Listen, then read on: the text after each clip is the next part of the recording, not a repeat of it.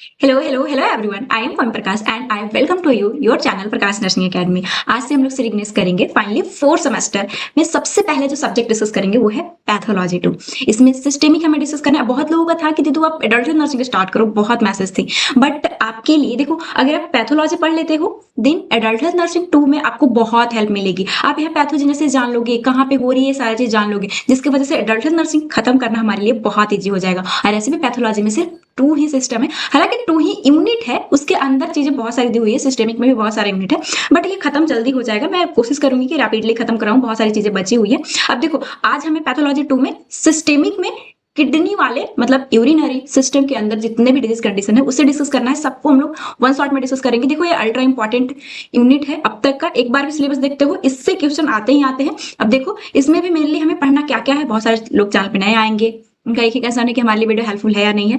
तो चाहे आप किसी भी यूनिवर्सिटी से हो, मेरी गारंटी है कि अगर आपके यूनिवर्सिटी में क्वेश्चन आई तो इस वीडियो से बाहर नहीं जाएगी अगर यूरिनरी से पैथोलॉजी में कोई भी क्वेश्चन आया तो, क्योंकि हम लोग according to INC syllabus discuss करेंगे और इंडिया के चाहे कोई भी यूनिवर्सिटी हो, ये फॉलो करना होता है इस सिलेबस को, इससे बाहर क्वेश्चन नहीं देगा। और हाँ, जो सबसे ज्यादा इंपॉर्टेंट है उसे लास्ट में डिस्कस करेंगे, कितने मार्क्स में आता है, कैसे लिखना है, ये सारा चीज। तो वीडियो में जरूर आप बने रहिएगा। देखो, पहला हमारे पास ग्लोमेरुलोनेफ्राइटिस के बारे में हमें डिस्कस करना है, ग्लोमेरुलस में इन्फ्लेमेशन की कंडीशन। देन पाइलो जितने भी है सबके बारे में डिस्कस करेंगे। Then important question. अब देखो, ये ग्लोमेरुलस ऐसे ये स्टार्ट, इसे स्टार्ट करने से पहले, इस डिजीज कंडीशन को स्टार्ट करने से पहले एक बार हम लोग देख लेते हैं, थोड़ा सा ओवरव्यू बस करेंगे हमारा ये यूरिनरी सिस्टम का एनाटॉमी, ताकि आपको बेटर वे में समझ में आए सारी चीजें। तो चलो एक बार देखते हैं। जैसे हमें पता है कि हमारे पास 2 किडनी है, हर एक मेरे बॉडी में, आपके बॉडी में ये 2 किडनी गॉड दिए हैं। अब इसके स्ट्रक्चर क्या होती है ये थोड़ा पढ़ना होगा, क्योंकि आज आप नर्स बनने वाले हो, चीजें समझने वाले हो आगे। आज तो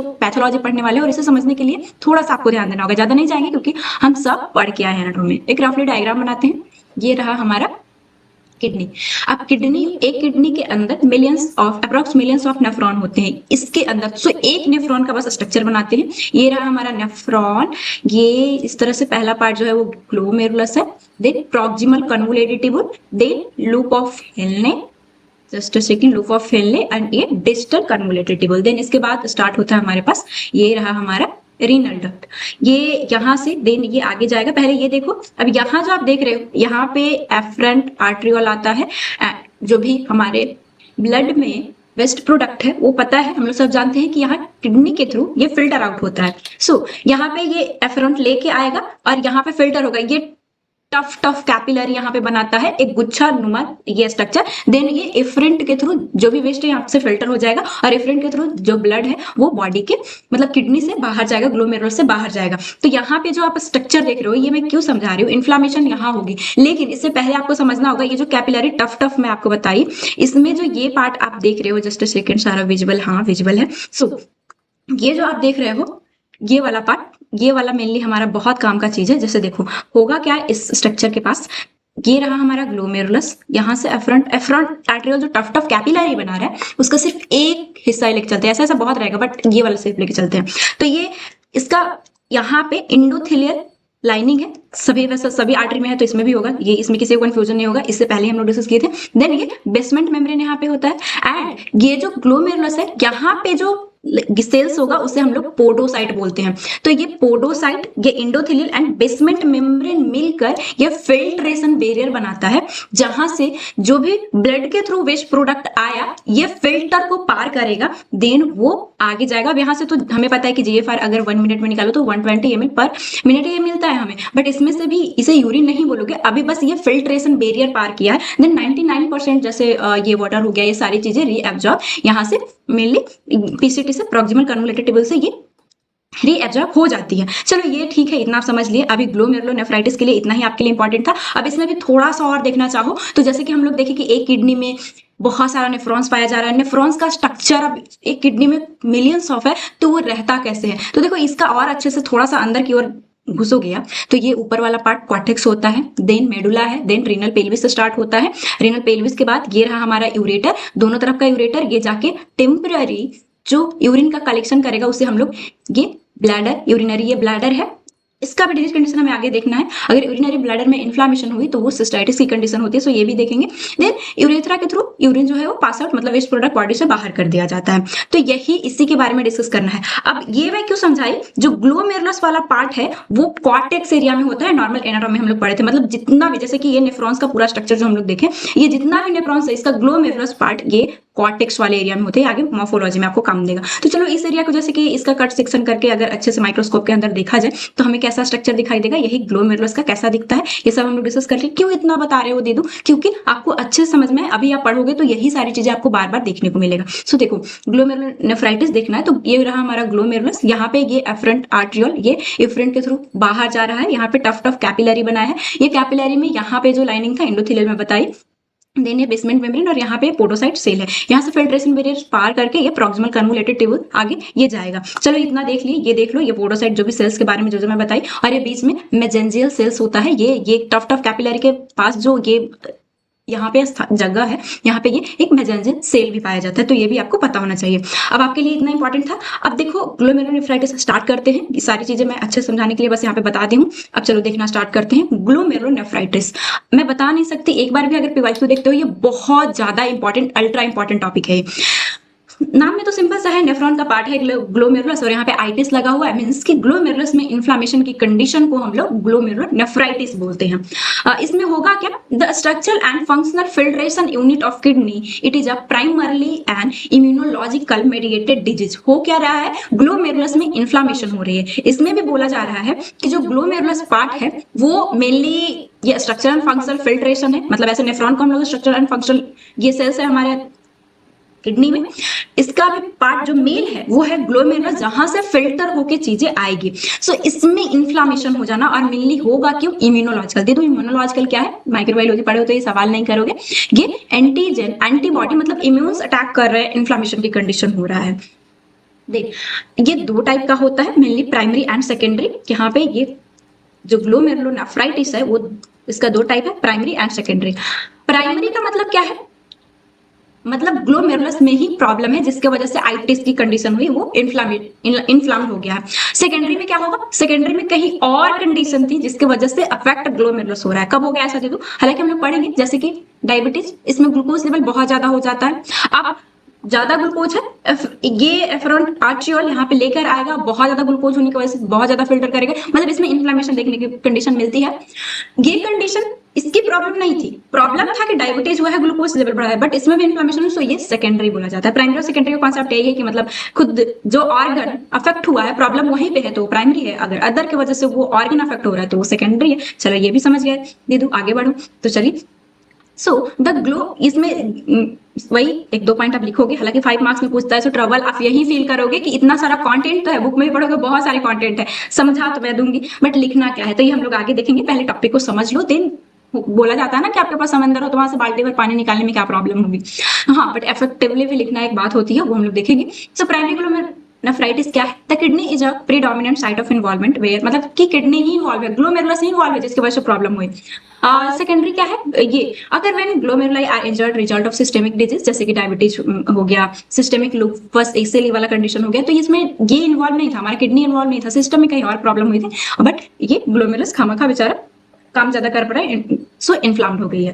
अब यहाँ पे जो मैं बताई थी, glomerular filtration barrier are triplet and tri structure that blood must across the become urine consist of, मतलब अगर यूरिन आगे जाना है तो यही फिल्ट्रेशन बैरियर पार करता है। इसमें क्या क्या होता है, फेनेस्ट्रेटेड एंडोथेलियम जो कि इनर मोस्ट लेयर है, ये जो एफरेंट आया था यहाँ पे जो ये टफ टफ कैपिलरी बना रहा था, तो ये इसका ये जो लाइनिंग है वो एंडोथेलियल है, थीलियम है। देन ग्लोमेरुलर बेसमेंट मेम्ब्रेन, यहाँ पे जो आपको दिख रहा है ये ग्लोमेरुलर बेसमेंट मेम्ब्रेन है, सेंट्रल लेयर। देन एक और जो विसरल एपिथेलियम, ये जो ग्लोमेरुलस का जो मैं बताई थी कि जो लाइनिंग है, ये है हमारे पास, इसको ये विसरल एपिथेलियम होता है, इसे हम लोग पोडोसाइट बोलते हैं, क्योंकि ये फुट लाइक स्ट्रक्चर, जैसे आपका पांव आप देखो इस तरह से, ये इस तरह से कुछ स्ट्रक्चर होता है, जैसे यहाँ पे आप ये देखो, ये वाला आपको अच्छे से समझ में आएगा। ये रहा हमारा फिल्ट्रेशन बैरियर, यहाँ पे एंडोथेलियम है, ये हमारा बेसमेंट मेम्ब्रेन है, और ये रहा आपका पोडोसाइट, ये ग्लोमेरुलस का विसरल इपिथेलियम लेयर, जिसे हम लोग पोडोसाइट बोलते हैं। तो इतना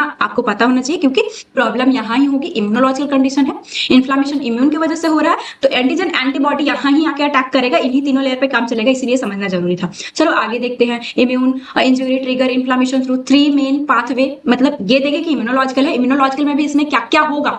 देखो आप कंफ्यूज मत होना, सारी चीजों को जब तक रिलेट नहीं करोगे ग्लोमेरुलोनेफ्राइटिस आपको समझ में नहीं आएगी। मुझे इसे क्लियर करने में 2 दिन लगा था, आप सोच सकते हो। तो अगर आप हल्के में ले रहे हो, बार बार बोल रही हूँ, अच्छे से पढ़ो और चीजों को रिलेट करना में हो सकता है कि आपको इतना सारा टाइप देखकर थोड़ा सा लगे कि क्या हो रहा है क्या हो रहा है, कोई किसी भी चीज अंदर मतलब कि रिटेन नहीं रह पा रही है, तो आपको रुकना होगा, समझना होगा, चीजों को रिलेट करना होगा। अब तक मैं क्या बताई, ग्लोमेरुलस में इन्फ्लामेशन हो रही है, इसमें प्राइमरी और सेकेंडरी था।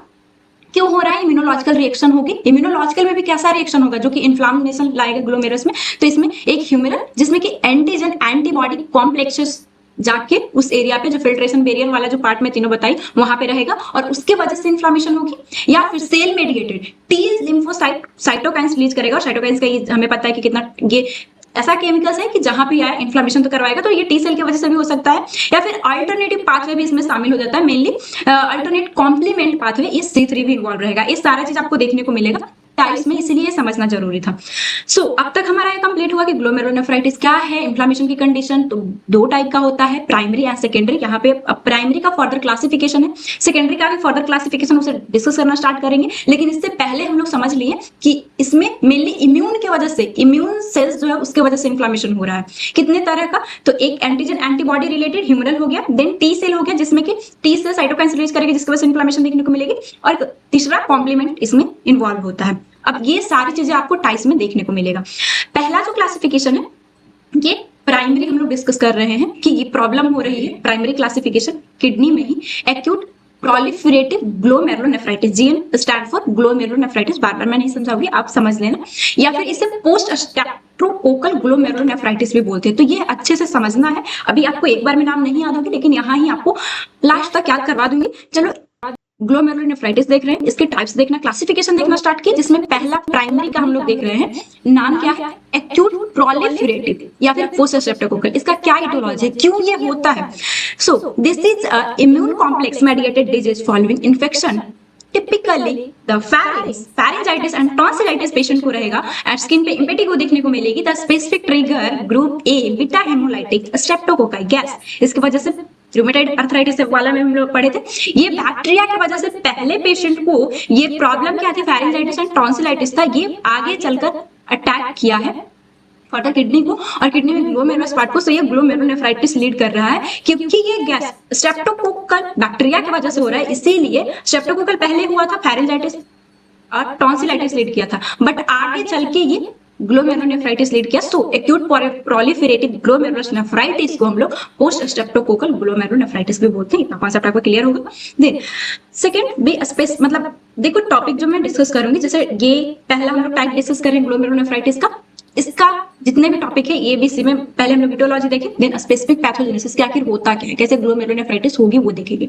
अब bacteria act as a planted antigen that lodge on podocyte within the filtration barrier. इसमें antibody subsequently bind this antibody forming in situ immune complex.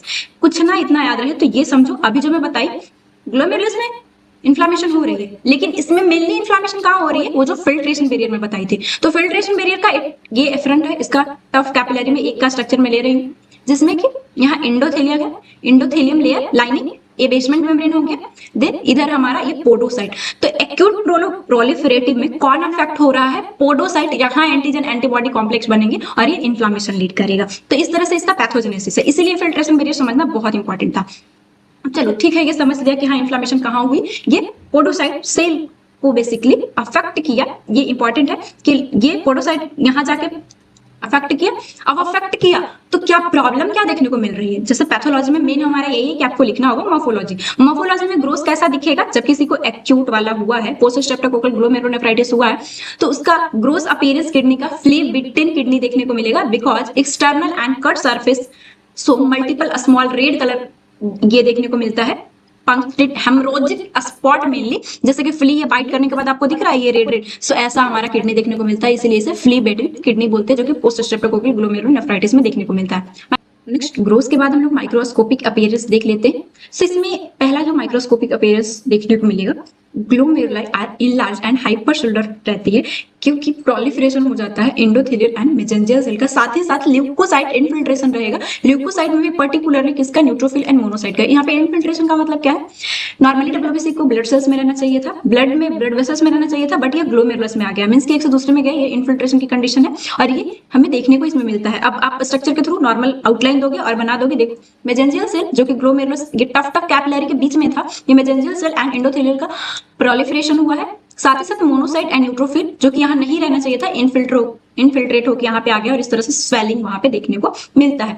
अब एक और स्ट्रक्चर यहाँ पे देखना होगा, अल्ट्रा स्ट्रक्चरल पैथोलॉजी देखना है आपको, तो इलेक्ट्रॉन माइक्रोस्कोपी करना होता है, जिससे जैसे कि हम लोग देखें कि इसमें इम्यून इन्वॉल्व है, एंटीजन एंटीबॉडी इन्वॉल्व है, तो उसमें भी मिलने किसको, जैसे फिल्ट्रेशन बैरियर में किसको अफेक्ट किया है, बेसमेंट मेम्ब्रेन को, पोटोसाइट को या फिर इंडोथेलियम को, किसको अफेक्ट किया है। सो अगर जैसे हम लोग देखे थे कि यहाँ पोटोसाइट अफेक्ट हुआ है, तो देखना है इसे, इसका देखना है आपको, तो यहाँ इलेक्ट्रॉन माइक्रोस्कोपी करना होगा। Demonstrate characteristic large irregular electron dense हम इन अ सब एपिथेलियम लोकेशन, ये आपको यहाँ पे देखने को मिलेगा। देन इम्यूनो, देखो ऐसे तो एग्जाम में टाइम नहीं रहते, बट हाँ नॉलेज के लिए, और नॉर्मली बुक नायक का देखोगे, नायक राय का, तो इसमें नहीं आपको इतना डीप में दिया है, बट आप हर्षमोहन पढ़ते हो या फिर अदर रॉबिन से सब, तो ऐसा नहीं होता, मतलब हर्षमोहन पढ़ते हो लाइब्रेरी में जाके, तो वहां पे देखने को मिलेगी। सो बस नॉलेज के लिए बता रही हूँ। यहाँ पे इम्यूनोफ्लोरेसेंस भी करना होता है, क्योंकि एंटीजन एंटीबॉडी रिएक्शन यहाँ पे हो रही है, जैसे कि हम लोग पैथोजेनेसिस में देखे, उसे अगर डिटेक्ट करना है, यहाँ हम लोग पैथोजेनेसिस में देखे थे कि ये हमारे पास ये प्लैनेट हो रहा था, ये एंटीजन एंटीबॉडी यहाँ पे आके, तो इसे डिटेक्ट करना है, तो इम्यूनोफ्लोरेसेंस के थ्रू हमें देखने को मिलेगा कि कॉम्प्लीमेंट है, साइटोकाइंस है, या फिर एंटीजन एंटीबॉडी आके इन्वॉल्व हुआ है, तो इसके लिए हमें इम्यूनोफ्लोरेसेंस करना होता है। इसमें granular and sky lumpy bumpy structure देखने को मिलेगा, आईजीजी इन्वॉल्व होता है एंड C3 कॉम्प्लीमेंट इन्वॉल्व होता है। मत याद रखने, लिखने की जरूरत नहीं है, बस इसके लिए आईजीजी इसमें इन्वॉल्वमेंट है। इनफैक्ट जितने भी टाइप्स के ग्लोमेरुलोनेफ्राइटिस है, उन सब में आईजीजी इन्वॉल्वमेंट होता है। एंड एक स्पेसिफिक आपको आईजीए ग्लोमेरुलोनेफ्राइटिस पढ़ने को मिलेगा, उसमें आईजीए इन्वॉल्व होता है, तो जो अलग है उसे क्वेश्चन आते हैं, बाकी तो किसी से नहीं आते। क्लिनिकल सिग्निफिकेंस इंपॉर्टेंट है, और क्लिनिकल सिग्निफिकेंस में भी आपको बहुत चीजें सीखने को मिलेगा। इसमें मेनली जो देखने को मिलेगा, एक्यूट नेफ्राइटिक सिंड्रोम, जिसमें ये नेफ्राइटिक एंड नेफ्रोटिक सिंड्रोम, इसे ग्लोमेरुलोनेफ्राइटिस को समझना है तो देखना होगा। वैसे तो जब एडल्ट नर्सिंग देखोगे, उसमें nephritic syndrome and nephrotic syndrome करके टॉपिक है, वहां पे आपको पढ़ने को मिल जाएगा, बट यहाँ बस समझने के लिए समझा देती हूँ। हर ग्लोमेरुलोनेफ्राइटिस में या तो वो नेफ्राइटिक सिंड्रोम के होगा या के साथ होगा, या फिर नेफ्रोटिक सिंड्रोम के साथ। सो ये नेफ्राइटिक एंड नेफ्रोटिक क्या है, बस 1 मिनट में समझते हैं। देन पूरा क्लिनिकल सिग्निफिकेंस बस ये लिख दोगे कि नेफ्राइटिक और नेफ्रोटिक, जिससे कि आपको ये सारा सिम्टम उसमें देखने को मिलेगा, वो समझ में आ जाएगी। सिंड्रोम है मींस कि बहुत सारे सिम्टम रहेंगे, तो जो नेफ्राइटिक सिंड्रोम है उसमें हीमेचूरिया, मेनली ध्यान रखना है कि यूरिन में ब्लड देखने को मिलता है, साथ ही साथ यहाँ पे प्रोटीन यूरिया रहता है, एंड ये हाइपरटेंशन एंड ओलिगो यूरिया रहता है, और एडिमा की भी कंडीशन रहेगी। नेफ्रोटिक जो सिंड्रोम है उसमें हैवी प्रोटीन यूरिया रहता है, प्रोटीन में बहुत ज्यादा यूरिन देखने को मिलेगी। ये इसमें भी, जैसे इसमें भी था कि प्रोटीन यूरिया, प्रोटीन आ रहा था बट माइल्ड आ रहा था। नेफ्राइटिक एंड नेफ्रोटिक सिंड्रोम बहुत इंपॉर्टेंट है। वैसे तो पैथोलॉजी में अभी हम लोग पढ़ रहे हैं, जब एडल्ट नर्सिंग देखेंगे वहां पे सारा बहुत अच्छे से आप देखोगे। सो इसमें माइल्ड रहता है, बट इसमें कोई स्पेसिफिक नहीं है, बट जो नेफ्रोटिक सिंड्रोम है उसमें हाइपर एल्बुमिनिया, मींस की जो ये एल्बुमिन है प्रोटीन का, वो ज्यादा जाएगा यूरिन में। सो इस कंडीशन में हैवी प्रोटीन यूरिया, उस हाइपो एल्बुमिनिया, बॉडी में एल्बुमिन की वो कम हो जाएगी और यूरिन में एल्बुमिन ज्यादा देखने को मिलेगा। यही है हाइपो एल्बुमिनिया, ये बॉडी में क्योंकि प्रोटीन वो ज्यादा जा रहा है। एडिमा रहेगा, देखो एडिमा इसमें भी है, इसमें भी है, बट एडिमा इसमें क्यों है, ओलिगो यूरिया, यूरिन का अमाउंट बहुत कम हो गया है। जब यूरिन कम रहेगा मीन्स किस, ये बॉडी में है, बॉडी में सोडियम भी रिटेन होगा, और उसे रिटेन रहने की वजह से यहाँ पे माइल्ड एडिमा देखने को मिलेगी। बट यहाँ पे जो एडिमा हो रहा है वो क्यों हो रहा है, क्योंकि एल्बुमिन जो ऑन्कोटिक प्रेशर बना के रखता था वो मेंटेन नहीं कर पाएगा, जिसकी वजह से इसमें एडिमा बहुत ज्यादा सीवियर केसेस में देखने को मिलेगी। फैटी काज, जो अदर चीजें हैं वो हम लोग देखेंगे आगे जब एडल्ट हेल्थ नर्सिंग पढ़ेंगे, और एडल्ट हेल्थ नर्सिंग जब एग्जाम देना होगा तब तक तो खत्म हो ही चुका होगा। तो जो मेन है वो मैं बताई कि नेफ्राइटिक सिंड्रोम में क्या होगा, ब्लड में, सॉरी यूरिन में ब्लड देखने को मिलेगा, साथ ही साथ इसमें एडिमा रहेगी ओलिगो यूरिया की वजह से, क्योंकि सोडियम रिटेन हो रहा है, वाटर रिटेन हो रहा है, तो वो एडिमा लीड करेगा। ओलिगो यूरिया हाइपरटेंशन की कंडीशन, क्योंकि ओलिगो यूरिया बॉडी में ही रिटेन हो रहा है ब्लड, तो हाइपरटेंशन की कंडीशन रहेगी। बट इस कंडीशन में जो नेफ्रोटिक सिंड्रोम है उसमें यूरिन में हमें प्रोटीन ज्यादा देखने को मिल रहा है, उसमें भी एल्बुमिन, जिसकी वजह से एल्बुमिन नहीं रहेगा, ऑन्कोटिक प्रेशर मेंटेन नहीं रहेगी, उस कंडीशन में एडीमा होगा। साथ ही साथ प्रोटीन बहुत जा रहा है तो नेफ्रोटिक सिंड्रोम में बहुत सारी कंडीशन देखने को मिलेगा। जितने भी प्रोटीन है एंड ये थ्रोम्बिन को मेंटेन करने वाला वो भी चला जाएगा। सो इसमें थ्रोम्बिन मतलब थ्रोम्बाइटिस से भी रिलेटेड प्रॉब्लम देखने को मिलती है। एनीमिया, आयरन को ये एब्जॉर्ब करवाने वाला प्रोटीन है तो वो भी बॉडी से आउट हो जाएगा। सो एनीमिया भी देखने को मिल सकती है। ये सारा चीज आप एडल्ट नर्सिंग में पढ़ोगे। अभी जो मेन था वो मैं समझा दी। सो अब मैं इतना ही बताऊंगी क्योंकि टॉपिक खत्म नहीं होगा, बहुत बड़ा हो जाएगा ये। ऐसा ये ग्लोमेरुलोनेफ्राइटिस 6 घंटे का टॉपिक है, बट नर्सिंग में नहीं, उतना हम लोग डीप नहीं जाएंगे। सो इसमें हमें नेफ्राइटिक सिंड्रोम में नहीं देखने को मिलेगा, मींस की यूरिन में हमें ब्लड देखने को मिलेगी। साथ साथ एडिमा, ओलिगोयूरिया जो भी था वो सब आप लिख सकते हो। अब सेकंड स्टार्ट करते हैं। पहला हम लोग पढ़े एक्यूट प्रोलिफरेटिव ग्लोमेरुलोनेफ्राइटिस, जिससे पोस्ट स्ट्रेप्टोकोकल ग्लोमेरुलोनेफ्राइटिस भी बोल रहे थे। हुआ क्या इसमें? एंटीजन एंटीबॉडी का इन्वॉल्वमेंट था, पोडोसाइट को अफेक्ट किया। इलेक्ट्रॉन माइक्रोस्कोपी करना पड़ा जिसमें कि सब एपिथेलियम में वो हमें देखने को मिला। देन इम्यूनोफ्लोरेसेंस किए ताकि आईजी इन्वॉल्वमेंट था और जो भी कॉम्प्लीमेंट इन्वॉल्वमेंट था वो हमें दिख गया। एंड माइक्रोस्कोपिक जो अपीयरेंस था उसमें हम लोग देखे कि जो मेजेंजियल सेल है एंड इंडोथेलियल जो है वो प्रोलिफरेशन हो रखा है। एंड देन ये ग्रोस अपीयरेंस तो था, उसमें फ्ली बिटन अपीयरेंस देखने को मिल रही थी। इतना ही था। सेकंड टाइप स्टार्ट करते हैं, रैपिडली प्रोग्रेसिव ग्लोमेरुलोनेफ्राइटिस। इसे क्रिसेंटिक ग्लोमेरुलोनेफ्राइटिस भी बोलते हैं क्योंकि माइक्रोस्कोपिक अपीयरेंस में चांद जैसा स्ट्रक्चर आपको देखने को मिलेगा, बहुत इंपॉर्टेंट है। एंड रैपिडली प्रोग्रेसिव ग्लोमेरुलोनेफ्राइटिस है। जितने भी टाइप के आप ग्लोमेरुलोनेफ्राइटिस, शॉर्ट में मैं जीएन बोलूंगी, नहीं तो वीडियो 1 घंटा के बदले 4 घंटा का चला जाएगा। सो ये जो रैपिडली प्रोग्रेसिव जीएन है उसमें बहुत जल्दी, सबका यही है कि आगे चल के किडनी इन्वॉल्व होगा और फेलियर जैसी कंडीशन है, क्रॉनिक किडनी डिजीज ये लीड करेगा। बट ये प्रोग्रेसिव, रैपिडली प्रोग्रेसिव सबसे ज्यादा इससे चांस होता है कि किडनी फेलियर हो जाएगी। क्या कारण है रैपिडली प्रोग्रेसिव जीएन होने का? सो कॉज ये इसका भी फर्दर 3 टाइप है, सबको नहीं याद रखना। एंटीजीबीएम, इसे गुड पास्चर सिंड्रोम बोलते हैं। इसमें जो इन्वॉल्वमेंट होगा, ये जो बेसमेंट मेम्ब्रेन है उसका, और ये टाइप 4 कोलाजन से बना होता है। सो ये बेसमेंट मेम्ब्रेन इन्वॉल्व हुआ, ग्लोमेरुलोनेफ्राइटिस तो लीड कर ही रहा है, साथ ही साथ लंग्स को भी इन्वॉल्व करता है क्योंकि वो भी कोलाजन 4 से बना हुआ है। सो इसे हम लोग गुड पास्चर सिंड्रोम बोलते हैं। टाइप 2 है, ये इम्यून कॉम्प्लेक्स है, और ये जैसा हम लोग टाइप ये अभी पढ़ के जो आए पोस्ट स्ट्रेप्टोकोकल ग्लोमेरुलोनेफ्राइटिस या फिर जीएन, ये उसी से रिलेटेड है, तो इसे हमें दोबारा देखना नहीं है। जितनी चीजें करोगे सब में यही स्ट्रक्चर देखने को मिलेगा। टाइप 3 है, इसे हम लोग पॉसी इम्यून बोलते हैं। इसमें इम्यून का इन्वॉल्वमेंट नहीं है, कोई भी एंटीजन एंटीबॉडी आ नहीं रहा है। सो ये इसे पॉसी हम लोग बोलते हैं। अब स्पेसिफिक पैथोजेनेसिस देख लेते हैं। टाइप 1 में जो मैं बताई वही लिखना है कि इसमें जो हुआ, ये एंटीबॉडी टारगेट किया है किसको? टाइप 4 कोलाजन, जो कि ग्लोमेरुलर बेसमेंट मेम्ब्रेन जो है फिल्ट्रेशन बैरियर का, उसको। GBM stand for glomerulus basement membrane, जो ये तीसरा जो सेकंड वाला स्ट्रक्चर था मेनली वो। टाइप 2 में डिपोजिशन सर्कुलेटिंग इन सिंटू, वही इम्यून कॉम्प्लेक्स आईजीजी का इन्वॉल्वमेंट होगा जो टाइप 1 में जो एक्यूट प्रोलिफरेटिव ग्लोमेरुलोनेफ्राइटिस में हम लोग पढ़ के आए थे। टाइप 3 सेल मीडिएटेड है, डिटेक्टेबल इम्यून डिपॉजिट नो मतलब रहता ही नहीं है। टी सेल मीडिएटेड है तो कैसे आप देख लोगे? एंटीजन एंटीबॉडी कहाँ देखने को मिलेगा? सो ये इसीलिए हम लोग पॉसी इम्यून से बोलते हैं।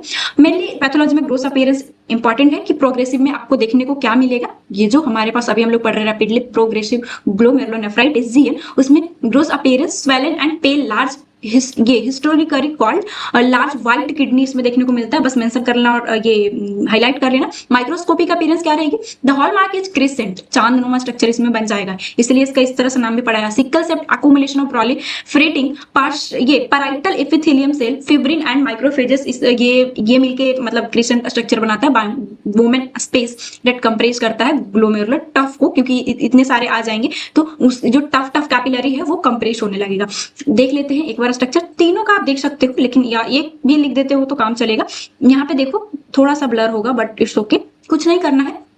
बाउमन कैप्सूल बनाना है और यहाँ पे ये चांदनुमा स्ट्रक्चर बना देना है और टफ कैपिलरी थोड़ा मतलब ये क्योंकि कॉम्प्रेस हो रहा है तो वैसा दिखा देना है। ये रहा हमारा मेन माइक्रोस्कोपिक अपीयरेंस। अगर ये और अच्छे से देखना चाहो तो देखो क्रिसेंट और किस वजह से बन रहा है वो मैं थ्योरी में दे दी, इतना इंपॉर्टेंट नहीं है। बट याद रखना, बस इतना याद रखना कि इन्वॉल्वमेंट मतलब इसमें हो क्या रहा है, माइक्रोस्कोपिक अपीयरेंस हमें क्या देखने को मिल रही है, तो क्रिसेंट चांदनुमा स्ट्रक्चर यहाँ पे देखने को मिल रहा है। कभी कभी यूनिवर्सिटी में कभी नहीं पूछेगा, कंपटीशन में पूछ सकता है कि वो जो क्रिसेंट बना है क्यों बना है, वो आपको थ्योरी में देखने को मिल गया। अल्ट्रास्ट्रक्चरल पैथोलॉजी क्या होगा? सबसे ज्यादा ग्लोमेरुलोनेफ्राइटिस ही इस चैप्टर में इंपॉर्टेंट है एंड ये थोड़ा कॉम्प्लेक्स भी है, तो थोड़ी परेशानी होगी बट टिकना नहीं टिकोगे तो बाद में बहुत प्रॉब्लम होगी, पढ़े हुए बुक में नहीं समझ में आती है। इलेक्ट्रॉन माइक्रोस्कोपी टाइप 1, सो इंट्रामेम्ब्रेनस डिपॉजिट। टाइप 2 में सब एपिथेलियम को ये अफेक्ट करेगा एंड टाइप 3 में डिपॉजिशन ही नहीं रहता, टी सेल ही नहीं रहता, तो कुछ नहीं देखने को मिलेगा।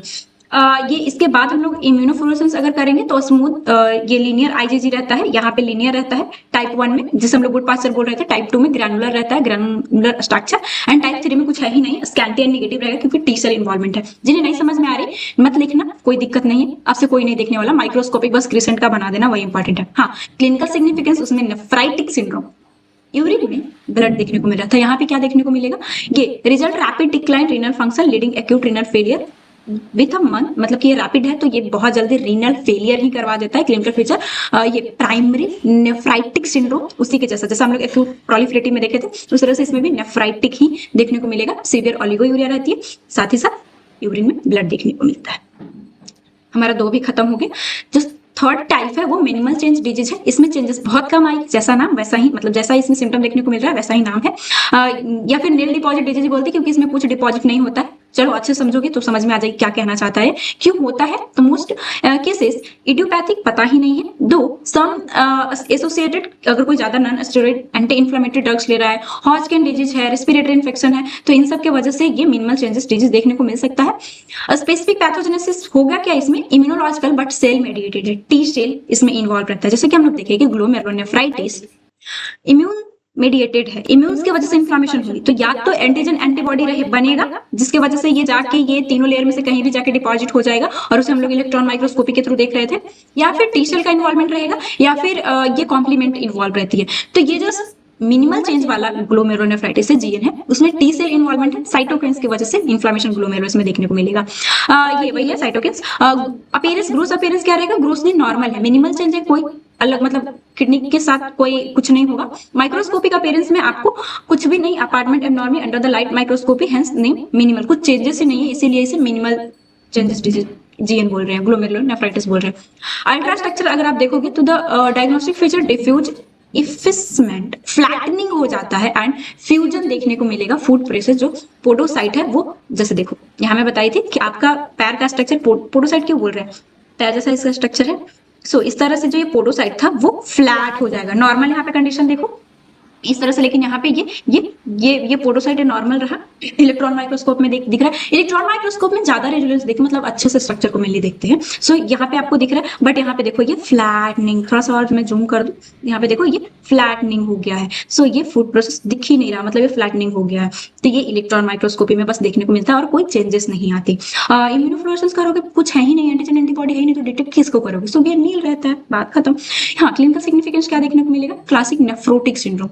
अब तक जो हम लोग देखे 2 टाइप जो हमारा था, acute proliferative and rapid progressive GN में, दोनों में नेफ्राइटिक था, लेकिन मिनिमल चेंजेस जीएन में हमें नेफ्रोटिक सिंड्रोम देखने को मिलेगी। मींस की एल्बुमिन बहुत ज्यादा बॉडी साइट होगा, बॉडी में हाइपो एल्बुमिनिया ये देखने को मिलेगा। So nephrotic in children massive proteinuria, ये अकर बिकॉज ये नॉर्मल रेंजेस है, ध्यान रख सकते हो, रख लेना। Loss of foot process destroy the charge size selectivity of the filter, ये डिस्ट्रॉय कर देता है।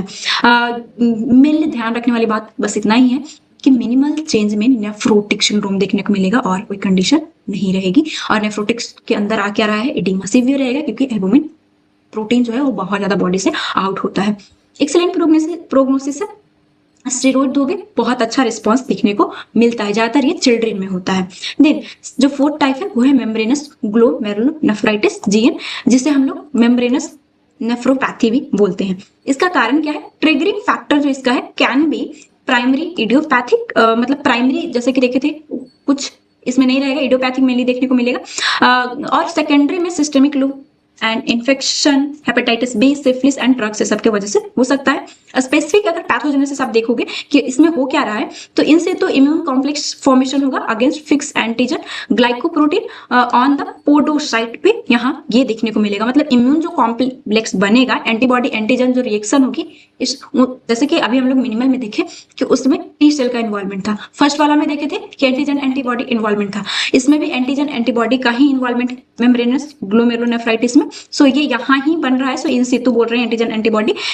देन ग्रोस अपीयरेंस इसमें क्या देखने को मिलेगा, किडनी जो है वो इनलार्ज हो जाती है, पेल एंड स्मूथ देखने को मिलेगा। मिनिमल चेंज में कुछ चेंजेस नहीं था, लेकिन इसमें ये देखने को मिलता है। माइक्रोस्कोपिक आपको क्या देखने को मिलेगा, diffuse uniform thickening glomerular capillary wall without hypercellularity, hypercellularity नहीं रहेगी, बट ये थिकनिंग रहेगा। जैसे यहाँ पे देखो ये जो फिल्ट्रेशन बैरियर का GBM जो बेसमेंट मेम्ब्रेन था, ग्लोमेरुलस बेसमेंट मेम्ब्रेन, वहां पे थिकनिंग सब में देखने को मिल रहा है। एंड सेलुलैरिटी जो है वो कोई मतलब कोई चेंजेस नहीं है, बस ये थिक हो गया है। कैपिलरी वाल टफ यूनिफॉर्म डिफ्यूज थिकनिंग, बस वही यही चीज है कि जो ग्लोमेरुलस बेसमेंट मेम्ब्रेन है वो थिकनिंग हो जाता है इसमें। अल्ट्रास्ट्रक्चर हमें क्या देखने को, जब हम लोग इलेक्ट्रॉन माइक्रोस्कोपी करेंगे तो सब एपिथेलियम, क्योंकि इसमें एपिथेलियम जो लाइनिंग है ये अफेक्ट है, सो ये सब epithelium deposit are seen, new GBM material grow between them and इसमें स्पाइक एंड डोम अपीयरेंस देखने को मिलता है। याद रख लेना, ऐसे एग्जाम के लिए इतना ज्यादा नहीं आएगा। देखो ये ग्लोमेरुलस बेसमेंट मेम्ब्रेन जो है वो थिकनिंग यहाँ पे हो रखी है and electron dense deposit spike, ये कंडीशन आपको देखने को मिल रहा है सब एपिथेलियम, क्योंकि यहाँ पे ये एपिथेलियम अफेक्ट हो रहा है। एपिथेलियम मतलब ये वाला लाइनिंग अफेक्ट होना। अगर सब एंडोथेलियम है मींस की जो कैपिलरी का एंडोथेलियम था वो अफेक्ट हुआ है, और एपिथेलियम ये बाहर पोडोसाइट वाला एंड बेसमेंट का, तो ये बेसमेंट रहेगा। इलेक्ट्रॉन माइक्रोस्कोपी के अंदर मतलब ये सोचो ना कितना छोटा रहेगा, हमें नेफ्रॉन्स ही नहीं दिखती, नेफ्रॉन्स में भी आप ग्लोमेरुलस का अंदर जा रहे हो, वो तीनों लाइनिंग को देख रहे हो, कैपिलरी नहीं दिखती, कैपिलरी के अंदर का देख रहे हो, तो ये इलेक्ट्रॉन माइक्रोस्कोपी के अंदर दिखता है। अगर आपको प्रॉब्लम आ रही है, नहीं याद रख पाओगे, दिन छोड़ देना इलेक्ट्रॉन माइक्रोस्कोपी का पेरेंट्स भी लिख दोगे चलेगा। इसमें आप देखोगे तो IgG एंड कॉम्प्लीमेंट इन्वॉल्वमेंट है, क्योंकि एंटीजन एंटीबॉडी इन्वॉल्वमेंट हुई है, सो ये हमें देखने को मिलेगा इम्यूनोफ्लोरेसिस में। टाइम नहीं बचती, नहीं लिख पाओगे, आपको फाइनली मैं दूंगी कि क्या लिखोगे, क्योंकि 5 मार्क्स में आता है। कंटेंट इसमें बहुत ज्यादा कंफ्यूजन बस यहाँ होती है कि इतना सारा पढ़ रहे हैं तो लिखेंगे क्या। क्लिनिकल सिग्निफिकेंस देखो, अब 2 में हमें रैपिडली था एंड एक एक्यूट प्रोलिफरेटिव था, उसमें नेफ्राइटिक सिंड्रोम देखा, जो मिनिमल चेंज था उसमें नेफ्रोटिक। इसमें क्या देखने को मिलेगा, इसमें भी नेफ्रोटिक सिंड्रोम। किसमें नेफ्राइटिक है, किसमें नेफ्रोटिक है, मैं चार्ट लाई हूँ, कंपैरिजन करके आप उसको याद रखना और क्लिनिकल सिग्निफिकेंस में सबको लिख देना, बात खत्म। ये नेक्स्ट आता है, अब नेफ्रोटिक का मतलब बार बार नहीं बताऊंगी, टाइम वेस्टिंग होगा। वही ज्यादा यूरिन में ज्यादा प्रोटीन देखने को मिलना। 5th टाइप जो है वो मेम्ब्रेनो प्रोलिफरेटिव GN है, ग्लोमेरुलोनेफ्राइटिस है। इसे हम लोग मेजेंजियो कैपिलरी, एक को याद रखना बहुत मुश्किल होता है, ये कंपटीशन लेवल में ग्लोमेरुलोनेफ्राइटिस बहुत ट्रेंड में ये आ सकता है, तो उसके लिए ऐसे आप एक बस लिखना, दोनों लिखने की जरूरत नहीं है। अब नाम उसी से रिलेटेड है तो आगे पढ़ोगे चीजें समझ में आ जाती है, तो याद रह जाएगा तो लिख लेना, नहीं तो टाइम नहीं होती मत लिखना यूनिवर्सिटी में। इटियोलॉजी एंड ट्रिगिंग फैक्टर देखे तो immune complex mediated, so immunoglobulin and ये डिपोजिशन यहाँ पे देखने को मिलता है। सो स्पेसिफिक पैथोजेनेसिस क्या है वहां पे नहीं दिखा तो यहाँ पे समझ में आ जाएगा। इसमें इसका भी जैसे कि देखे थे उधर टाइप 3 था, इसका ये जो रैपिडली प्रोग्रेसिव GN था उसमें जैसे गुड पास्चर से देखे थे ना, तो वो 3 टाइप का था, बट ये 2 टाइप का है। टाइप 1 में सब एंडोथेलियम इम्यून कॉम्प्लेक्स बनेगा, मींस कि ये कैपिलरी का जो एंडोथेलियम है वो अफेक्ट होगा, एंड टाइप 2 में डेंस डिपॉजिट डिजीज होता है, involve the alternate complement pathway.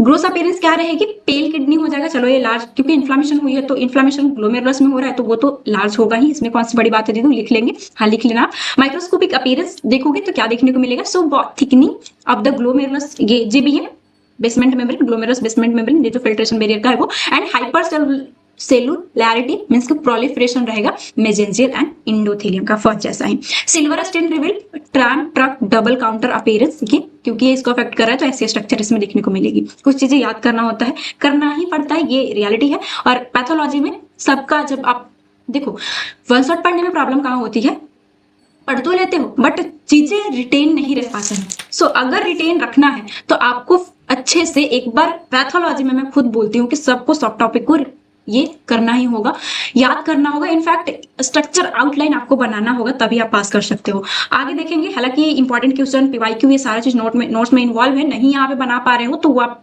सीधा व्हाट्सएप के थ्रू जाके देख सकते हो, सैंपल पेपर एंड परचेस कर सकते हो बहुत ही नॉमिनल प्राइस में। पैथोलॉजी 1 अवेलेबल भी है, और कुछ मतलब सेलेक्टिव अभी जितने कुछ ऑर्डर के लिए, जैसे कि ये 100 ऑर्डर के लिए उसमें भी डिस्काउंट चल रहा है, तो आपको चाहिए ले लेना, और ये भी बहुत जल्द कंप्लीट होगा। तो पैथोलॉजी 2 भी अलग क्यों प्रोवाइड कर रहे हो दीदी, दे दो, ये फार्माकोलॉजी 1 अलग है, पैथोलॉजी 1 अलग है, फिर 2 अलग आएगा। हाँ, ये अलग इसलिए है क्योंकि pharmacology 1 and pathology 1 third semester में इसका ये इंटरनल एग्जाम होता है। सो इंटरनल एग्जाम का वो मार्क्स भी यूनिवर्सिटी में जाता है, और देखते हो एडवाइड का। सो ये थर्ड सेमेस्टर वालों का डिमांड है कि मेरे लिए अलग चाहिए, जैसे कि आप बहुत सारे बुक देखो कि ये अलग क्यों आता है, क्योंकि थर्ड सेमेस्टर में से पढ़ना होता है, बस इसीलिए। अगर उनमें डाल दूं तो ये थर्ड सेमेस्टर वाले कंफ्यूज होंगे, बट आपको अगर आपके पास मतलब अभी 4th सेम का देना है तो एग्जाम तो मेनली यूनिवर्सिटी 4 में ही होगा, सो वो सब देखना होगा। आप समझ रहे होगे, चलो टॉपिक पे आते हैं, ऐसे भी ऑलरेडी टॉपिक हमारा इतना बड़ा है। सो ये बनाओगे, सब एंडोथेलियम इम्यून कॉम्प्लेक्स ये डिपॉजिट यहाँ पे दिख रही है, मेजेंजियल ये इंटरपोजिशन मतलब इसमें प्रोलिफरेशन था, आप बस मेंशन कर दोगे काम चल जाएगा। ये नॉर्मल कैपिल देखो ग्लोमेरुलस कैपिलरी कैसा है और इस कंडीशन में देखो सब एंडोथेलियल इम्यून कॉम्प्लेक्स बन के ये कैसा हो गया। तो चीजों को देखना होगा, याद रखना होगा। ये फिर से है, इन सेल यहाँ पे इंक्रीज हो गया है एंड इसमें ये IgG एंड C3 इन्वॉल्वमेंट था। तो यहाँ पे ये देखो देखने को आपको इम्यूनोफ्लोरेसेंस में, क्योंकि इसके अंदर लाइट का हम लोग डाई का यूज करते हैं, जिसकी वजह से जो भी एंटीजन एंटीबॉडी है वो डिटेक्ट हो जाता है। नॉर्मल ग्लोमेरुलस हमारा ऐसा है द थिन कैपिलरी, बट यहाँ पे देखो ये थिक कैपिलरी वाला देखने को मिल रहा है। अल्ट्रा स्ट्रक्चर देखें तो सब endothelium deposit type 2 has a dense ribbon like intracellular membrane deposit हो जाता है। अब देखो कंफ्यूजन कहाँ होगा आपको, ये वाला स्ट्रक्चर जो है वो इलेक्ट्रॉन माइक्रोस्कोपी का है और ये वाला स्ट्रक्चर आपको जो देखने को मिल रहा है वो माइक्रोस्कोपिक है, नॉर्मल माइक्रोस्कोपिक। और इम्यूनोफ्लोरेसेंस का देखेंगे कि हम लोग इसमें IgG एंड C3 का इन्वॉल्वमेंट होता है, तो वो आपको देखने को मिलेगा। क्लिनिकल में अगर देखें तो इसमें मिक्स्ड नेफ्राइटिक सिंड्रोम देखने को मिलेगा, जैसा एक्यूट प्रोलिफरेटिव में था, देन सेकेंड वाला प्रोग्रेसिव में था, उसी तरह से ये और जो हमारा ये मेनली जो फिफ्थ टाइप है मेम्ब्रेनो प्रोलिफरेटिव ग्लोमेरुलोनेफ्राइटिस, ज्यादातर ये रिलेटेड है वन से ही। जो एक्यूट प्रोलिफरेटिव देखे थे ये इसमें बस मेम्ब्रेनो प्रोलिफरेटिव है। अगर आप रिलेट करोगे, रिलेट आपको ही करना होगा, मैं बता सकती हूँ समझा सकती हूँ, लेकिन जब तक चीजों को विजुअलाइज नहीं करोगे याद नहीं रहेगा। ग्लोमेरुलोनेफ्राइटिस अपने आप में बहुत कॉम्प्लिकेटेड टॉपिक है, मैं खुद बता रही हूँ। मुझे इसे कंप्लीट करवाने में वो भी आपको किस तरह से दो कि 5 मार्क्स में आप लिख सको, मुझे 2 दिन लगा है। तो थोड़ा सा आपको भी एफर्ट डालना होगा, एजमेंट और मेरा काम है, बार बार बोल रही हूँ तो आपको देखना होगा। क्लिनिकल सिग्निफिकेंस में देख लेना नेफ्राइटिक, इसमें दोनों देखने को मिलता है, नेफ्राइटिक एंड नेफ्रोटिक। सो ये इंपॉर्टेंट है, ये बस देख लेना। प्रोटीनेरिया इज नॉन सेलेक्टिव, इसमें मिल रहता है, जो प्रोटीन रहेगा वो नॉन सेलेक्टिव, ज्यादातर नेफ्राइटिक से रिलेटेड है। ये मिक्स्ड है, ये इंपॉर्टेंट है, नहीं तो मतलब ये क्योंकि थोड़ा मिक्स वाला थोड़ा ज्यादा अलग हो जाता है, तो अलग चीज एग्जाम में हो सकता है MCQ में पूछे, तो ध्यान रखना होगा। 6 टाइप बहुत जल्द खत्म होगा। फोकल सेगमेंटल है, बहुत सारे इसके टाइप है। अगर आप नायका बुक में देखते हो तो सब इसमें कई चीजों को स्किप कर दिया गया है। आप कैसे लिखोगे डिपेंड करता है कितने मार्क्स में और कितने टाइम में है, तो वो मैं बताऊंगी। फोकल सेगमेंटल ग्लोमेरुलस स्क्लेरोसिस देखें तो इसमें क्या होगा, इटियोलॉजी इसका क्या है, idiopathic and secondary to HIV sickle cell disease की वजह से हो सकता है कि ये सब थी और ग्लोमेरुलस बेचारा अफेक्ट हो गया। स्पेसिफिक पैथोजेनेसिस देखें तो इंजुरी टू विसरल एपिथेलियम से पोडोसाइट इसमें इन्वॉल्वमेंट होगा, रिजल्टिंग ये हाइलिनोसिस एंड स्क्लेरोसिस की कंडीशन हो जाती है, इसीलिए इसे फोकल सेगमेंटेड ये ग्लोमेरुलोस्क्लेरोसिस बोल रहे हैं। ग्रोस अपीयरेंस क्या रहेगा, नॉर्मल साइज में रहेगा, सेप ये नॉर्मल है, ये ध्यान रखना, जैसे मिनिमल में था। माइक्रोस्कोपिक में स्क्लेरोसिस, क्योंकि स्क्लेरोसिस हम लोग देख ही रहे हैं, एंड हाइलिनोसिस हो जाता है, affect only portion of tuft segmental is only portion of glomeruli focal. So यहाँ पे देखो ये स्क्लेरोसिस जैसी कंडीशन यहाँ पे ये देखने को मिल रहा है, मेंशन कर दोगे। अल्ट्रास ये देखोगे तो diffuse efficient food process affect हो रहा है, सो ये MCD के जैसा ही है, तो ये भी आप ध्यान रख सकते हो। देन मेम्ब्रेनस का वो जो देखे थे शॉर्ट में सबका लिखा हुआ है, आप देख लेना, इसमें IgM एंड C3 इन्वॉल्वमेंट है, ये चीज को ध्यान रखना ये स्क्लेरोटिक एरिया में।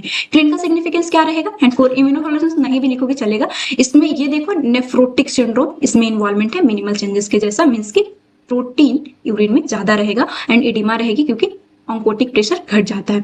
IG ये नेफ्रोपैथी देखते हैं, बर्गर डिजीज इससे भी बोला जाता है। इसमें क्या होगा, offer trigger mucosal infection, GI tract infection, ये इसके वजह से होता है कि मतलब कहीं भी जैसे कि ये लार्ज इंटेस्टाइन का डिजीज कंडीशन हो वो जाके अफेक्ट कर देता है ग्लोमेरुलस को, सो वहां से चले जाना। सो ये इसका ये इटियोलॉजी।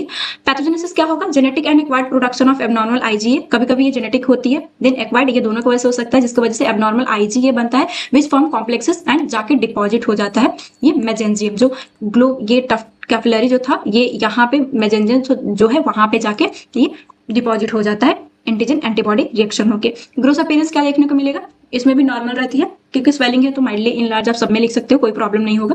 स्वेलिंग हो रही है तो इनलार्ज तो होगा, मतलब इन्फ्लेमेशन हो रही है तो इनलार्ज तो होगा। माइक्रोस्कोपिक अपीयरेंस क्या देखने को मिलेगा, pattern variable often showing messenger cell proliferation, क्योंकि वहां पे ही ये एंटीजन एंटीबॉडी आया है। जैसे ये देखो ये टफ कैपिलरी के बीच में ये मेसेंजर सेल था, ये प्रोलिफरेशन हुए रहता है, मैट्रिक्स जो है वो इंक्रीज हो जाता है। अल्ट्रा स्ट्रक्चरल पैथोजेनेसिस देखे तो इलेक्ट्रॉन माइक्रोस्कोपी में electron dense deposit strictly located in ये मेसेंजियम में, इसमें जो भी एंटीजन हम लोग देखे IgA जाके डिपॉजिट हो रहा था, तो वहां पे आपको मेनली इलेक्ट्रॉन माइक्रोस्कोपी में दिख जाएगा। ये इसमें इम्यूनोफ्लोरेसेंस करोगे तो डोमिनेंट मेसेंजर IgA स्टेनिंग, ध्यान रखना इसमें IgA इन्वॉल्वमेंट है, बहुत इंपॉर्टेंट है, वो आपको डिटेक्ट करने करोगे ये डाई के थ्रू मिल जाएगा। क्लिनिकल में इसमें जो है वो ये the most common primary glomerulonephritis world wide, ये इंपॉर्टेंट है कि जो प्राइमरी प्रॉब्लम हुई है ये प्रॉब्लम मेनली हमारे किडनी का ग्लोमेरुलस का है कि IgA antibody antigen antibody complex बना जिसमें आईजीए इन्वॉल्वमेंट है, वो मेसेंजर में ही इन्वॉल्व किया है। और ये चीजें सबसे ज्यादा देखने को मिलता है कि ग्लोमेरुलोनेफ्राइटिस अब तक हम लोग इतने सारे टाइप देखे, उसमें से भी कौन सबसे ज्यादा होता है, तो ये हमारा आईजीए वाला glomerulonephritis present as recurrent gross और माइक्रोस्कोपिक हिमेचूरिया शॉर्टली देखने को मिलेगा। इसके डीप मतलब बुक में भी नहीं दिया हुआ था। ऐसे देखो कि हिमेचूरिया मींस की नेफ्राइटिक सिंड्रोम रहेगी, यूरिन में ब्लड देखने को मिलेगा। ये मेनली हम लोग माइक्रोस्कोपिक एंड ग्रोस कर लिए थे, यहाँ पे हमें क्लिनिकल सिग्निफिकेंस देखना था। तो मींस की कैसे जानोगे, तो हम लोग एक तो ग्रोस एंड माइक्रोस्कोपिक देखोगे तो उससे हमें पता चलेगा, साथ ही साथ जो क्लिनिक ऐसे साइन सिम्टम जो देखने को मिलेगा वो उसमें हिमेचूरिया मींस की नेफ्राइटिक सिंड्रोम रहेगी। ये क्रोनिक ग्लोमेरुलोनेफ्राइटिस देखते हैं, इस ये सेकंड लास्ट है। इसके बाद हम लोग सेकेंडरी में ये जो डायबिटीज की वजह से होता है, यूरिन मतलब ग्लूकोज का ज्यादा होने की वजह से यूरिन में ज्यादा फिल्टर होगा, उसके वजह से ग्लोमेरुलोनेफ्राइटिस वो लास्ट रहेगा। सो क्रोनिक देख लेते हैं। एटियोलॉजी इसमें क्या है, the end stage of mainly primary glomerulonephritis including rapidly progressive जो ग्लोमेरुलोनेफ्राइटिस था यही जाके आगे लीड करता है, मतलब इसी का अगर ट्रीट नहीं करते हो तो ये क्रोनिक जीन लीड करेगा। देन और भी है मेम्ब्रेनस, मतलब ये क्रोनिक है, चीजों को ठीक नहीं कर रहे हो तो आगे इन्वॉल्व करके वो क्रोनिक का रूप ले लेगा। बात तो बस सिंपल है। स्पेसिफिक पैथोजेनेसिस क्या होता है, इरिवर्सिबल प्रोग्रेसिव डिस्ट्रक्शन होने लगेगी नेफ्रॉन्स का leading to sclerosis and fibres बनने लगेंगे। फाइबर्स का फॉर्मेशन हो जाएगा। जब भी चीजें लंबे समय से ही इन्फ्लामेशन हो रखी है तो क्रोनिक में होगा क्या, स्कार सेल बनने लगेंगे। सो यहाँ पे फाइब्रोसिस देखने को मिलेगा। ग्रोस अपीयरेंस क्या रहेगा, small and symmetrically contracted kidney as a low, मतलब बहुत छोटा हो जाता है, with diffusely granular cortical surface and thin cortex यहाँ पे देखने को मिलेगा, क्योंकि ये लंबे समय से है। इसमें फाइब्रोसिस इस का कंडीशन हो श्रिंक देखने को मिलेगा। माइक्रोस्कोपिक अगर देखोगे तो reduce number of replace acellular and hyalinised tuft ये देखने को मिलेगा। लिवर्स मार्कली एट्रोफी छोटा हो जाएगा। There extensive interstitial fibrosis and arteriosclerosis देखने को मिलेगा। क्योंकि हो क्या रही है, कुछ नहीं, क्रोनिक है तो नॉर्मली तक पैथोलॉजी पढ़े हो तो इतना कॉन्सेप्ट ध्यान में आ जाना चाहिए, या फिर पैथोलॉजी में सारी चीजें रटने बैठोगे नहीं हो पाएगा, बस आउटलाइन को रटना होता है। बाकी दिमाग लगाना होगा कि अगर क्रोनिक है, इन्फ्लामेशन हो रखी है, तो अपने से हील करने की कोशिश करेगा हमारा बॉडी। सो वो यहाँ पे स्कार का फॉर्मेशन हमें माइक्रोस्कोपिकली भी देखने को मिलेगा। अल्ट्रा देखोगे, अगर ये इलेक्ट्रॉन माइक्रोस्कोपी करोगे, generally non diagnostic due to the total destruction architecture, कुछ बचा ही नहीं है। तो किसको देखोगे, मेसेंजर को देखोगे, ये फिल्ट्रेशन बैरियर में बेसमेंट मेम्ब्रेन देखोगे, किसको देखोगे, क्योंकि सब अफेक्ट हो जाता है, इसलिए कुछ दिखता ही नहीं है, ये पूरा खाली खाली जैसा दिखेगा। आर्किटेक्चर मतलब बना ही नहीं दिखेगा, सब बिगड़ चुका है। और इसमें क्रोनिक रीनल फेलियर रहता है, रीनल फेल की कंडीशन, काम करना बंद कर देगा। Include uraemia, severe hypertension and electrolyte imbalance की कंडीशन रहती है। नेक्स्ट डायबिटीज नेफ्रोपैथी देखते हैं, जो कि सेकेंडरी अदर इन्वॉल्वमेंट था। डायबिटीज ग्लोमेरुलोस्क्लेरोसिस भी इसे बोल सकते हैं, क्योंकि डायबिटीज की वजह से हुआ। इसमें ट्रिगरिंग का तो कोई बात ही नहीं है। हाइपरग्लाइसेमिया, ग्लूकोज लेवल ब्लड में ज्यादा रहने की वजह से, टाइप 1 या फिर टाइप जो भी हो, डायबिटीज की वजह से हो रहा है। इसमें होगा क्या कि non enzymatic glycosylation protein leading to thick कर देता है glomerulus basement membrane and increase mesangial matrix जो है वो इंक्रीज कर देगा। देन ग्रोस अपीयरेंस क्या रहेगी, granular surface with V shaped scar, यहाँ पे ये इसमें किडनी में देखने को मिलता है। माइक्रोस्कोपिक अपीयरेंस करोगे तो diffuse thickening of glomerulus basement membrane and mesangial matrix जो है वो ये इंक्रीज रहेगा। नोडुलर पैथोग्नोमिक, ये किम्मल कुछ और ना याद रहे तो ये KW जो नोड्यूल्स है उसे याद रख लेना। और कुछ नहीं आपसे पूछता किस कंडीशन में नोडुलर हो जाता है, spherical and laminated hyaline masses mesangium में देखने को मिलता है, क्योंकि मेसेंजियम जो सेल है उसको अफेक्ट कर रहा है। अदर अगर देखें तो capsular drop, Bowman capsule, fibrin caps and capillary walls आपको देखने को मिल सकता है। और कैपिलरी वाल्स के ऊपर ये फिब्रिन कैप जैसा, ये जैसे कि कैपिलरी वाल है तो ऊपर से कैप जैसी स्ट्रक्चर देखने को मिलती है। क्योंकि ये इतना डीप आपके पास टाइम नहीं रहेगा, नहीं जा पाओगे, तो मैं इसकी माइक्रोस्कोपिक अपीयरेंस नहीं लाई हूँ। क्लिनिकल में इसमें क्या देखने को मिलेगा, नॉन सेलेक्टिव प्रोटीनूरिया रहेगी, इवेंचुअल नेफ्रोटिक सिंड्रोम, क्योंकि इसमें ही प्रोटीन ज्यादा यूरिन में ज्यादा, सो इसमें नेफ्रोटिक सिंड्रोम देखने को मिलेगा। एग्जाम में कैसे लिखेंगे दीदी, इतना सारी चीजें, और वीडियो भी बहुत बड़ी हुई। अब एक बार बस मैं ये करवा देती हूँ आपको, कॉम्परेटिव टेबल दे देती हूँ कि किसमें नेफ्रोटिक सिंड्रोम देखने को मिल रहा है, किसमें नेफ्राइटिक सिंड्रोम। तो minimal change disease, focal segmental glomerulosclerosis, membranous जो ये नेफ्रोपैथी है, डायबिटिक नेफ्रोपैथी एंड अमाइलोइडोसिस, इसमें नेफ्राइटिक सिंड्रोम देखने को मिल, सॉरी नेफ्रोटिक मींस कि एल्बुमिन ज्यादा जाएगा, हाई ये प्रोटीन यूरिया रहेगी, प्रोटीन यूरिन में ज्यादा जाना, साथ ही साथ एडिमा रहेगा, ऑन्कोटिक प्रेशर इसमें कम रहेगा। नेफ्राइटिक सिंड्रोम पोस्ट स्ट्रेप्टोकोकस, जिसे एक्यूट प्रोलिफरेटिव भी बोल रहे थे, आईजीए नेफ्रोपैथी, बर्गर डिजीज इसमें देखने को मिलता है।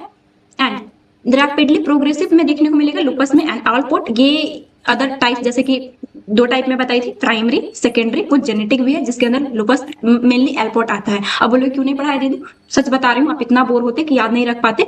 नर्सिंग के बुक में देखोगे नहीं दिया हुआ है तो ज्यादा खामा वन शॉट में टाइम वेस्ट करना। मैं बताई कि ये 6 घंटा का टॉपिक है, उतना जाने का कोई मतलब नहीं बचती।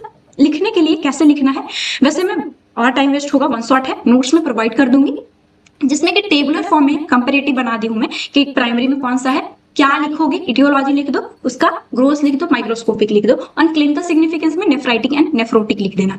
देन सेकेंडरी का भी मैं बताई हूं, उसमें क्या लिखोगे, ये डायबिटीज वाला, एंड लास्ट में जेनेटिक रहे टाइप तो लिखना, नहीं रहे तो मत लिखना। ये मैं नोट्स में दे दूं, देख लेना। अगर नॉर्मली थोड़ा सा बताऊं तो उसमें ये लिखना आप कि दीदी बता दो कैसे लिखेंगे, तो जो जो आपको याद रहे स्पेसिफिक मतलब टाइप्स क्लासिफिकेशन लिखना स्टार्ट करोगे, 4-5 लिखोगे, काम चल जाएगी। ग्लोमेरुलोनेफ्राइटिस में हमने क्या पढ़ा, क्योंकि ये अल्ट्रा इंपॉर्टेंट टॉपिक है, बस 1 मिनट में ओवरव्यू दे देती हूँ ताकि बहुत लोगों को कंफ्यूजन है कि बहुत होती है कंफ्यूजन, यूट्यूब पे वीडियो देखो वो समझ में भी नहीं आएगी कि क्या क्या लिखें। देखो ग्लोमेरुलोनेफ्राइटिस में सबसे पहले इन्फ्लामेशन लिखना है कि ग्लोमेरुलस में हो रहा है, स्ट्रक्चर बना दोगे कि हाँ इस वाला पार्ट में।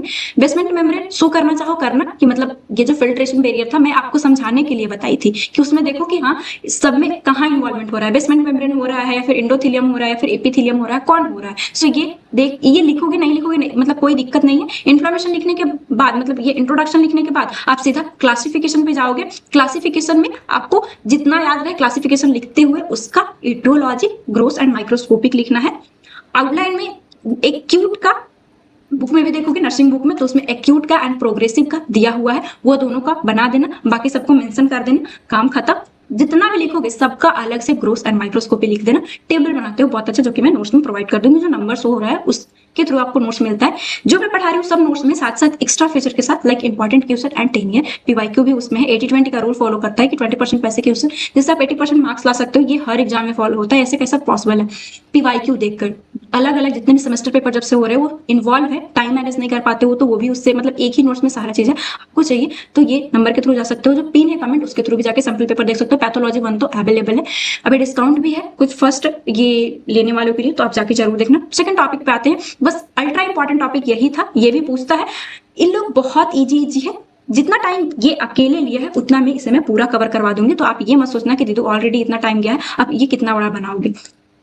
अब पैथोलॉजी 1-2 में मैं सबसे ज्यादा बताऊं तो मेरे नोट्स में आप पीवाईक्यू देख लेना, उसमें आपको देखने को मिल जाएगा सबसे ज्यादा यूरिनरी से पूछा जाता है क्वेश्चन, ये बहुत इंपॉर्टेंट यूनिट है। आगे देखते हैं, टॉपिक स्टार्ट करते हैं। हमारे पास नेक्स्ट जो है वो है पाइलोनेफ्राइटिस। ये क्या कंडीशन है, यूरिनरी ट्रैक इन्फेक्शन आपने पढ़ा होगा, ये तो एटलीस्ट जानते हो। सो ये क्या है, इन्फेक्शन ऑफ यूरिनरी ट्रैक। गर्मी इतना ज्यादा है कि बता नहीं सकते कितना, सच में अभी थोड़ा हाइड्रेटेड रहो क्योंकि बता नहीं सकते भी कितना ज्यादा गर्मी लग रहा है, जबकि फैन सब ऑन है। सेकंड टॉपिक पे आते हैं, पाइलोनेफ्राइटिस। आप भी पानी वानी पी लेना, गर्मी बहुत है, हाइड्रेटेड रहना बहुत जरूरी है, इंपॉर्टेंट यूनिट चल रहा है तो पानी वानी पीते रहो ताकि बेटर अंडरस्टैंडिंग हो। अब पाइलोनेफ्राइटिस क्या है, ये पैथोलॉजी में पहली बार जब मैं भी अपने कॉलेज में पढ़ी थी तो मैं भी सोचती मतलब बहुत अच्छा लगा था। यूरिनरी ट्रैक इन्फेक्शन को ही हम लोग बोलते हैं।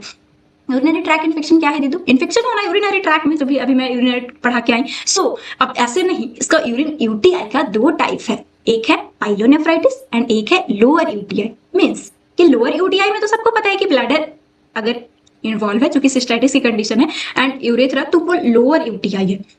लोअर यूटीआई सबसे ज्यादा होता है, वो भी फीमेल में ज्यादा होता है क्योंकि उनकी यूरेथ्रा शॉर्ट होती है, सो ये जल्दी से इन्वॉल्व कर लेगा। एंड लोअर यूटीआई की ही केसेस ज्यादा रहता है, ये अगर ट्रीट ना करते हो तो ये अपर और आगे बढ़ेगा, ये और किडनी को इन्वॉल्व करेगा, यूरेटर को इन्वॉल्व करेगा, और इस कंडीशन को हम लोग पाइलोनेफ्राइटिस। मेनली क्या होगा इसमें, inflammation involve kidney and collecting system, ये हमारा पाइलोनेफ्राइटिस है। यूटीआई नहीं है, यूटीआई लोअर को छोड़कर अगर अपर किडनी को भी इन्वॉल्व करे तो ये पाइलोनेफ्राइटिस की कंडीशन है। सो पाइलोनेफ्राइटिस क्या है, inflammation disease is a kidney that primary affect tubules, interstitium and renal pelvis को अफेक्ट करता है। अब ये क्या बोल रहे हो, देखो जैसे मैं बताई थी कि ये हमारा ग्लोमेरुलस था, ग्लोमेरुलस को तो पढ़ के अब पक गए होंगे, ज्यादा नहीं बताऊंगी, इसका काम खत्म हो गया है। ये लूपा फेनले था, ये डिस्टल कन्वोल्यूटेड ट्यूब्यूल और ये रीनल डक्ट, और ये ट्यूब्यूल्स है और इधर इंटरस्टिशियम, ये स्पेस है। अगर डिजीज कंडीशन में इन्वॉल्व हुआ तो ये ट्यूब्यूल्स और इंटरस्टिशियम दोनों अफेक्ट होता है, तो इस कंडीशन को हम लोग पहले ही मैं बताई थी कि ट्यूबुलो इंटरस्टिशियल डिजीज बोलते हैं। सो इसमें इन्वॉल्व है, पाइलोनेफ्राइटिस उसी तरह का डिजीज है, ट्यूब्यूल्स और इंटरस्टिशियम सब इन्वॉल्व है। साथ ही साथ ये जो रीनल पेल्विस आगे बनता है, अभी मैं बता के आई थी ऊपर स्ट्रक्चर में, ये भी इन्वॉल्व है आगे चल के। सो ये सब इन्वॉल्वमेंट है। इन्फेक्शन हुई है तो वो पाइलोनेफ्राइटिस की कंडीशन है। It is considered one of the most common disease of kidney and fall under the broader category tubulo interstitial. पहले से जब से शुरू करूं तभी से बता रही हूँ, क्योंकि टिबुल्स और इंटरस्टिशियम दोनों इफेक्ट है। Where the tubules interstitium are typically involve together, दोनों इन्वॉल्व है, इसीलिए हम लोग टिबुलो इंटरस्टिशियम बोल रहे हैं। Pyelonephritis generally classify into two. अब देखो, यूटीआई में टू बताई थी, पाइलो एंड ये लोअर का, जिसमें कि नीचे वाला जो भी यूरेथ्रा है एंड ब्लैडर अफेक्ट हुआ है, एंड अगर ऊपर वाला है तो वो पाइलोनेफ्राइटिस। पाइलोनेफ्राइटिस ही हमारे सिलेबस में डिस्कस करना है। सो पाइलोनेफ्राइटिस का फर्दर दो टाइप है, इसमें टिब्यूल्स और इंटरस्टिशियम अफेक्ट हुए, इसके फर्दर दो टाइप्स, एक्यूट एंड क्रोनिक। जो एग्जैगरेटेड वे में शॉर्ट टाइम के लिए है वो एक्यूट है, और क्रोनिक में जो लंबे लॉन्ग टर्म से है, तो इसमें बस ये देखो एक्यूट ये pyelonephritis and acute suppurative inflammation है, इसमें पस का फॉर्मेशन होगा, इसीलिए सुपुरेटिव बोल रहे हैं। ऑफ किडनी क्योंकि बैक्टीरिया इन्वॉल्वमेंट है तो रहेगा, ये पस तो बनेगी ही बनेगी। Usually cause by a pyogenic bacterial infection, पस बनाने वाला बैक्टीरिया का इन्वॉल्वमेंट होता है जो एक्यूट पाइलोनेफ्राइटिस लीड करता है।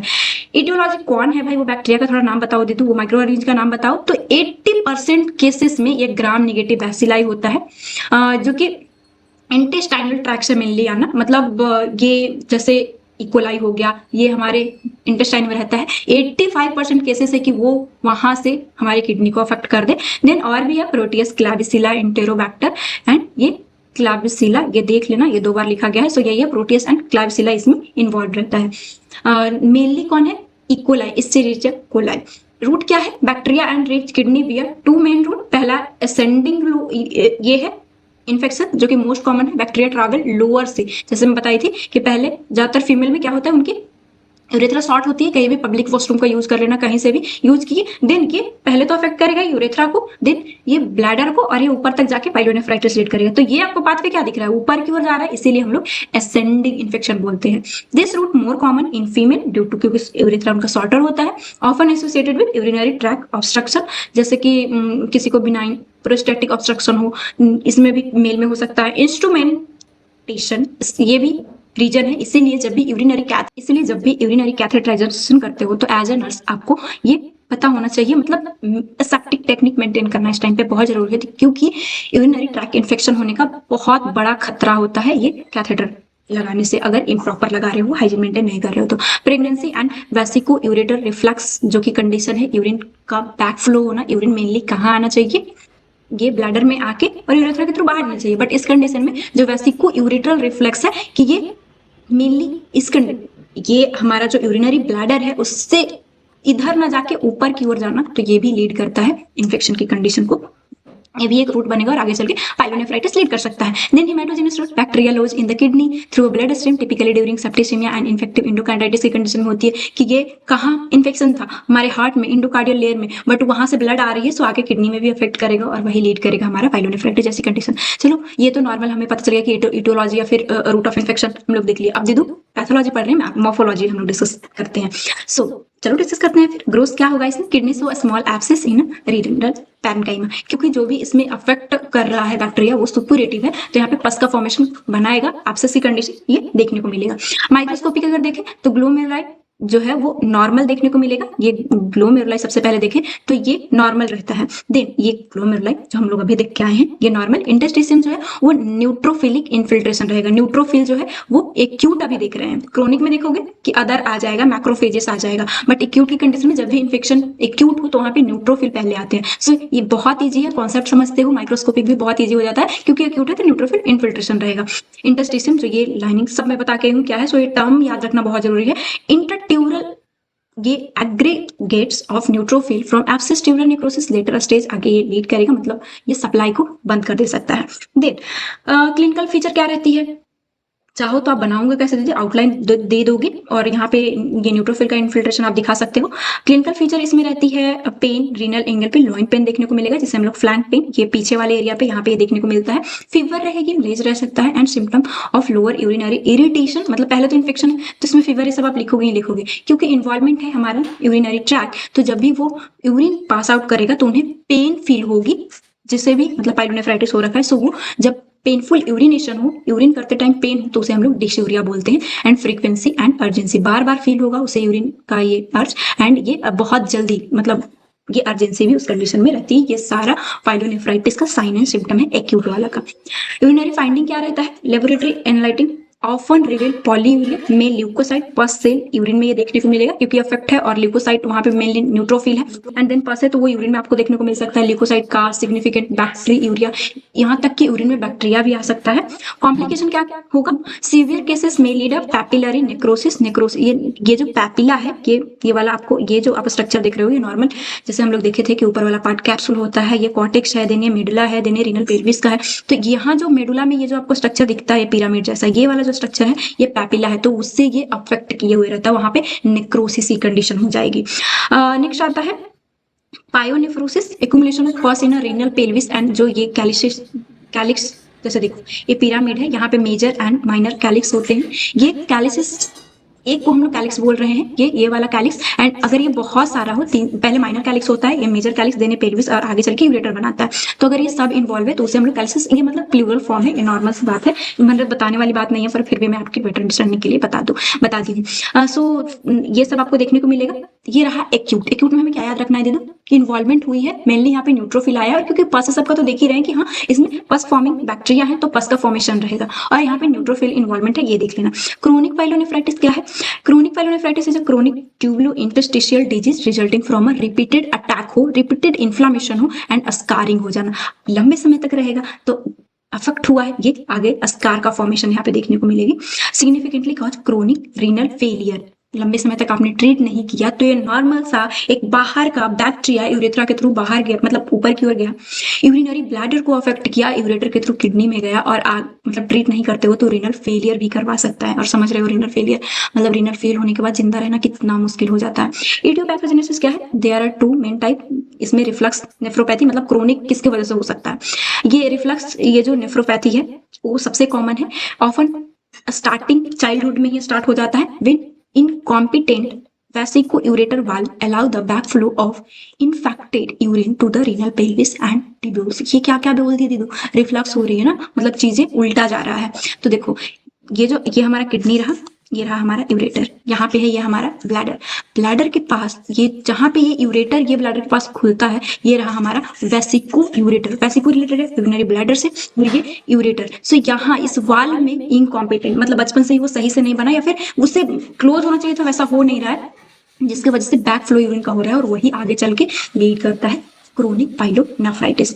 यही सबसे मेन कॉमन है। देन क्रोनिक ऑब्स्ट्रक्टिव पाइलोनेफ्राइटिस, ये क्या है? Recurrent infection result from outflow obstruction, जैसे कि कॉलकुलाई हो गया हो, मतलब स्टोन का फॉर्मेशन हो गया है रीनल में, प्रोस्टेटिक हाइपरट्रॉफी हो गया है लीडिंग टू प्रोग्रेसिव स्कारिंग। तो ये सब भी ये लीड करता है क्रोनिक वे में कि वो ऑब्स्ट्रक्शन की वजह से सही से ब्लड जा ही नहीं रहा, जिसके वजह से पाइलोनेफ्राइटिस की कंडीशन एक जगह पे रहेगा, इन्फेक्शन होगी, देन ये पस का फॉर्मेशन एंड पाइलोनेफ्राइटिस जैसी कंडीशन देखने को मिलेगी। मोर्फोलॉजी क्या देखने को मिलेगा? तो ग्रोसली जो है वो स्मॉल स्कार का फॉर्मेशन हो जाएगी, इतना तो नॉर्मल आप समझ सकते हो ना क्योंकि क्रोनिक हो गया है। सो ये contracted with irregular asymmetric scarring यहाँ पे देखने को मिलेगा, renal calyces and typically thick the deformity देखने को मिलेगा इस कंडीशन में। जैसे देखो इरेगुलर, ये जो किडनी आपको दिख रहा है ग्रोसली जो नेकेड आई से हमें देखने को मिलेगा, ये स्कार का फॉर्मेशन हो जाएगी। और स्कार का फॉर्मेशन क्यों हो रहा है ये तो नॉर्मल आप जानते हो, क्योंकि यहाँ पे वो क्या रहा है, ये लंबे समय से इन्फेक्शन है तो स्कार तो बनेगी ही बनेगी। एंड कट सरफेस अगर काट कर इसे देखते हो तो देखो किस तरह से ये स्कार का फॉर्मेशन,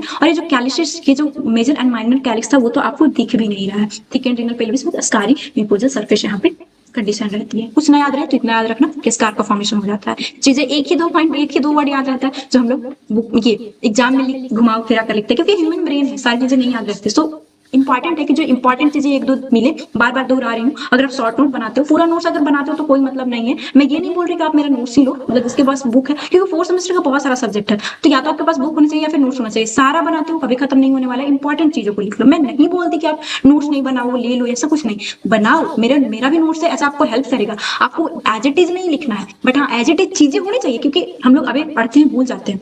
आपके पास वो हो, आप पढ़ो, और सब ने मत बनाओ, जो इंपॉर्टेंट चीजें शॉर्ट नोट बनाओ ताकि एग्जाम से पहले पढ़ सको। पूरा टाइम नहीं होता और पूरा बना रहे हो, टाइम वेस्टिंग सच में वो रहता है। वो काम भी जैसे कि कंपटीशन भी देखोगे तो पूरा काम नहीं देने वाला आपके लिए मेन जो है वही काम देगा। और अगर पूरा लिखते हो थक जाते हो, ये भी होती है, टाइम वेस्टिंग होता है। तो एज अ मेंटोर मेरा काम है आपको बताना चीजें, आप भी फील करते हो कि हाँ जब पूरा लिखना पड़ता है तो वो मैं खुद बनाने में मुझे इतना टाइम लगता है, तो आप अगर देख रहे हो, समझ रहे हो, लिख रहे हो तो टाइम कंज्यूमिंग होती होगी। तो डिसीजन आपका है कि आप क्या करते हो। शॉर्ट नोट बनाना ये मेरा कहना है। हाँ, सो देखते हैं माइक्रोस्कोपिकली इसमें क्या देखने को मिलेगा। हॉल मार्क्स फीचर इसमें रहती है थायराइड डाइजेशन और ट्यूब्यूल्स का, वेयर डायलेट ट्यूब्यूल्स जो है वो डायलेट हो जाते हैं, filled with eosinophilic hyaline fluid material and resembling thyroid follicles जैसा। The interstitium so dense chronic inflammatory infiltrate and fibrosis, fibres बन जाएंगे। And in chronic infiltrate mainly macrophages सब इंटरस्टिशियम में देखने को मिलेगा। सारा चीजें जो मैं बताई वहां ये यहाँ पे लिखा हुआ है, तो विजिबल नहीं होगा, मैं दिखा देती हूँ। एंड इस तरह से आउटलाइन आपको भी एग्जाम में देना होगा। पाइलोनेफ्राइटिस पूछता है, यहाँ पे देखो ये सारी condition and fibrosis lymphatic infiltration macrophages सब आ जाएंगे, वो यहाँ लिखा हुआ है। क्रोनिक है तो लिम्फेटिक, ये सब नॉर्मल कंडीशन, मतलब नॉर्मल कॉन्सेप्ट है, तो हम लोग यूनिट 1 से ही देखते आ रहे हैं। Clinical presentation is often inside insidious and may include back pain बहुत ज्यादा रहेगा, फीवर रहेगी एंड पाईयूरिया। इसका मतलब क्या है, यूरिन में वहां तो एक्यूट बैक्टीरिया देखने को मिल रहा था, यहाँ पे पस आने लगेगी यूरिन में। एंड बैक्टीरियमिया मतलब बैक्टीरिया यूरिन में, तो एक्यूट से नहीं देख रहे बैक्टीरिया की वजह से हो रहा है, तो ये सारी चीजें देखने को मिलता है। यहाँ पे हमारा पाइलोनेफ्राइटिस भी खत्म होता है। पाइलोनेफ्राइटिस में कुछ नहीं, पहले यूरिनरी मतलब यूरिनरी ट्रैक इन्फेक्शन नहीं है, इसमें इन्वॉल्वमेंट है हमारा ट्यूबुलो इंटरस्टिशियम मतलब ट्यूब्यूल्स, किडनी इन्वॉल्व है। अगर लोअर ये हमारा urinary bladder and urethra involvement हो तो वो लोअर यूटीआई बोला जाएगा, और वही अगर ऊपर इन्वॉल्वमेंट हो गया तो वो पाइलोनेफ्राइटिस की कंडीशन, क्योंकि इन्फेक्शन की वजह से वो हमारा नेफ्रॉन से सब में भी जाके इन्फ्लामेशन कर रहा है। एक्यूट एंड क्रोनिक टाइप था, एक्यूट में मेनली न्यूट्रोफिल का इन्वॉल्वमेंट था, ये देखिए, और क्रोनिक में हमारा फाइब्रस हो जा रहा है। थायरॉइडाइजेशन एक कंडीशन है, उसे बस माइक्रोस्कोपी में आप हाईलाइट कर लेना। अदर टॉपिक देखते हैं, नेक्स्ट टॉपिक में मूव करते हैं, रीनल कैलकुलाई। ये क्या है, स्टोन का फॉर्मेशन होना, ये बहुत कॉमन आजकल देखने को मिल रहा है। देखो अगर नॉर्मल शॉर्ट सा मैं बताऊं ना, रीनल कैलकुलाई में क्या होता है, पानी नहीं पीते हो, ये यूरिया हो गया, अमोनिया होगा, इसका हाइपर सेचुरेशन हो जाता है। नॉर्मली बॉडी आप पानी पीते हो तो आपका बॉडी डिटॉक्स होता है, जो भी जहरीली चीजें आपकी बॉडी से बाहर जाता है यूरेथ्रा के थ्रू। लेकिन अगर आप पानी नहीं पियोगे तो वो चीजें हाइपर सेचुरेटेड हो जाता है, और वही आगे चल के स्टोन बना लेता है। इतना मतलब स्ट्रक्चर वो, आप स्टोन का मतलब आप क्या समझते हो कि बाहर की चीजें स्टोन जैसा, स्टोन का मतलब क्या है कि उतना वो हार्ड, मतलब उतना ज्यादा हार्ड रहता है स्टोन जैसे स्ट्रक्चर। चलो देखते हैं, ये 4 टाइप का होता है mainly. Stone most commonly found in renal pelvis and calyces of kidney. सबसे पहले तो देखो रीनल कैलकुलाई में तो किसी को प्रॉब्लम नहीं है कि ये स्टोन का फॉर्मेशन हो जाएगा हमारे रीनल सिस्टम में, बट इसके भी फादर टाइप है, एक होता है यूरोलिथियासिस, एक होता है नेफ्रोलिथियासिस। ये अदर सभी जगह हो सकता है यूरिनरी ट्रैक में,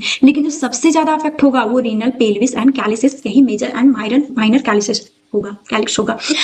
अब देखो इसका 2 टाइप है। प्रॉब्लम कहाँ होती है, पहला है यूरोलिथियासिस एंड नेफ्रोलिथियासिस। नेफ्रोलिथियासिस का तो नाम नहीं है कि इसमें रीनल स्टोन जो है वो किडनी में होगा, नेफ्रॉन से सब में देखने को मिलेगा, बट यूरोलिथियासिस में प्रॉब्लम हो जाती है। अब आप तो सोचोगे कि नेफ्रोलिथियासिस मींस किडनी में होगा तो नेफ्रोलिथियासिस बोला जाएगा, अब किडनी को छोड़कर जिनको यूरोलिथियासिस है ना, यही सोच रहे हो ना, लेकिन गलत है। ये यूरिनरी कैलकुलाई एंड स्टोन है, मतलब कहीं भी हो तो यूरोलिथियासिस बोला जाएगा। Stone anywhere of collecting system of urinary track, वो काहे ना रीनल स्टोन, मतलब कि नेफ्रोलिथियासिस भी यूरोलिथियासिस में इन्वॉल्व हो जाता है। आजकल तो इतना ज्यादा इसके केसेस हो गई है कि अलग डॉक्टर ही आपको नेफ्रोलिथियासिस वाले एंड यूरोलिथियासिस वाले देखने को मिलेंगे। हाँ, इतना ज्यादा हमारा साइंस आगे बढ़ चुका है कि ये ट्रीट हो जाता है बिना सर्जरी के भी। आजकल तो ऐसे ऐसे ड्रग्स आ गए हैं, ऐसे ऐसे मतलब मशीन्स आ गए हैं। सो ये यूरोलिथियासिस और नेफ्रोलिथियासिस का समझ लेना आपके सिलेबस में। ये यूरोलिथियासिस मतलब यूरोलिथियासिस के अंदर ही अब स्टोन का बेसिकली साइट है रीनल में कहाँ हो रहा है, कहीं भी हो तो वो यूरोलिथियासिस बोल सकते हैं, लेकिन किडनी में हो तो उसे नेफ्रोलिथियासिस बोलते हैं। कंफ्यूजन वाला सवाल कहाँ आ सकता है, इससे यूरोलिथियासिस को पूछकर कि इसमें रीनल मतलब कि किडनी इन्वॉल्वमेंट है कि नहीं है। टाइप्स ऑफ रीनल स्टोन अगर देखें तो they are 4 major types renal stone. ये पहला है कैल्शियम, किस तरह का स्टोन बन रहा है उसके अकॉर्डिंग इसके 4 टाइप है। पहला है कैल्शियम, सेकंड है ट्रिपल फॉस्फेट स्टोन एंड इसे हम लोग व्हाइट स्टोन भी बोलते हैं। थर्ड यूरिक एसिड स्टोन है एंड देन सिस्टीन स्टोन। क्या होता है दीदी, पढ़ते हैं हम लोग। These are most frequent type are compose of calcium से बना होता है, calcium oxalate and calcium phosphate से। ये क्या है दे दो, या फिर मतलब या तो कैल्शियम इस स्टोन चलो कहीं भी बने, ज्यादातर हम लोग देखें कि हमारा कैलिसिस ये सब बता के आई हूँ कि यहाँ बन रहा है, तो सपोज डट के चलो कि कैलिसिस मेजर कैलिक्स या फिर माइनर कैलिक्स में ये बना है। ये जो स्टोन का आप देख रहे हो कि वो स्टोन कैसे बना, बाहर से स्टोन तो नहीं ले लिया गया है ना, पहले पता है एज अ विलेज एरिया में पहले बोला जाता था कि मतलब ये फीमेल को ज्यादा होती है, फीमेल पानी वानी उस टाइम पे ऐसा नहीं है, मेल ऐसे अभी मेल का रेशियो भी बहुत ज्यादा है, लेकिन फीमेल में ऐसा बोला जाता था कि घर में वो लोग खाना बनाती थी, चावल बहुत ज्यादा लेती थी, सो वो चावल की वजह से स्टोन चला गया और वो बॉडी में स्टोन मतलब उसका बन गया, लेकिन ऐसा कुछ नहीं है, आपके बॉडी के अंदर चीज हो रही है। वो लोग पानी कम पीती थी काम में इन्वॉल्व होकर, चाहे कोई भी अगर पानी ना पिए तो ये देखने को मिलेगा। सो इसमें calcium and calcium phosphate stone बनता है। तो ये पैथोजेनेसिस अगर देखें तो सुपर सेचुरेशन हो जाना ion in urine, alkaline pH and urine low urinary volume, oxaluria, hyperuricosuria, ये सब क्या बता दी थी, कुछ नहीं समझ में आ रहा। देखो होता क्या है इसमें, आप पानी नहीं पी रहे हो, पानी नहीं पियोगे तो क्या लीड करेगा, इसके वजह से ये आपका जो भी है ये अल्कलाइन पीएच का होना मतलब ऑक्जेलो यूरिया, यूरिन वॉल्यूम कम जाएगी, पानी नहीं पी रहे हो, चीजें जो आयंस है वो अपने आप में सेचुरेटेड हो जाएगा और इस तरह से ये बना लेता है, स्टोन का फॉर्मेशन हो जाता है। देन देखते हैं triple phosphate stone and struvite, ये अस्टू वाइट स्टोन, देख लेना एक बार प्रोनाउंसिएशन, स्ट्रू वाइट स्टोन। अब मैं सही हूँ। तो सबसे ज्यादा जो स्टोन होता है स्टोन में टाइप कैल्शियम स्टोन का है, जो कि 70% देखने को मिलता है, इसका 15% है। They consist magnesium ammonium and phosphate रहता है। दे typically form following urinary track infection by urea splitting. इसमें होता क्या है कि बैक्टीरिया के वजह से ये यूरिया को स्प्लिट करेगा, सच एज बैक्टीरिया का नाम क्या है, प्रोटियस, जो कि कन्वर्ट कर देता है यूरिया टू, यूरिया को ये बैक्टीरिया जो प्रोटियस है वो तोड़ दिया अमोनिया प्लस CO2 में।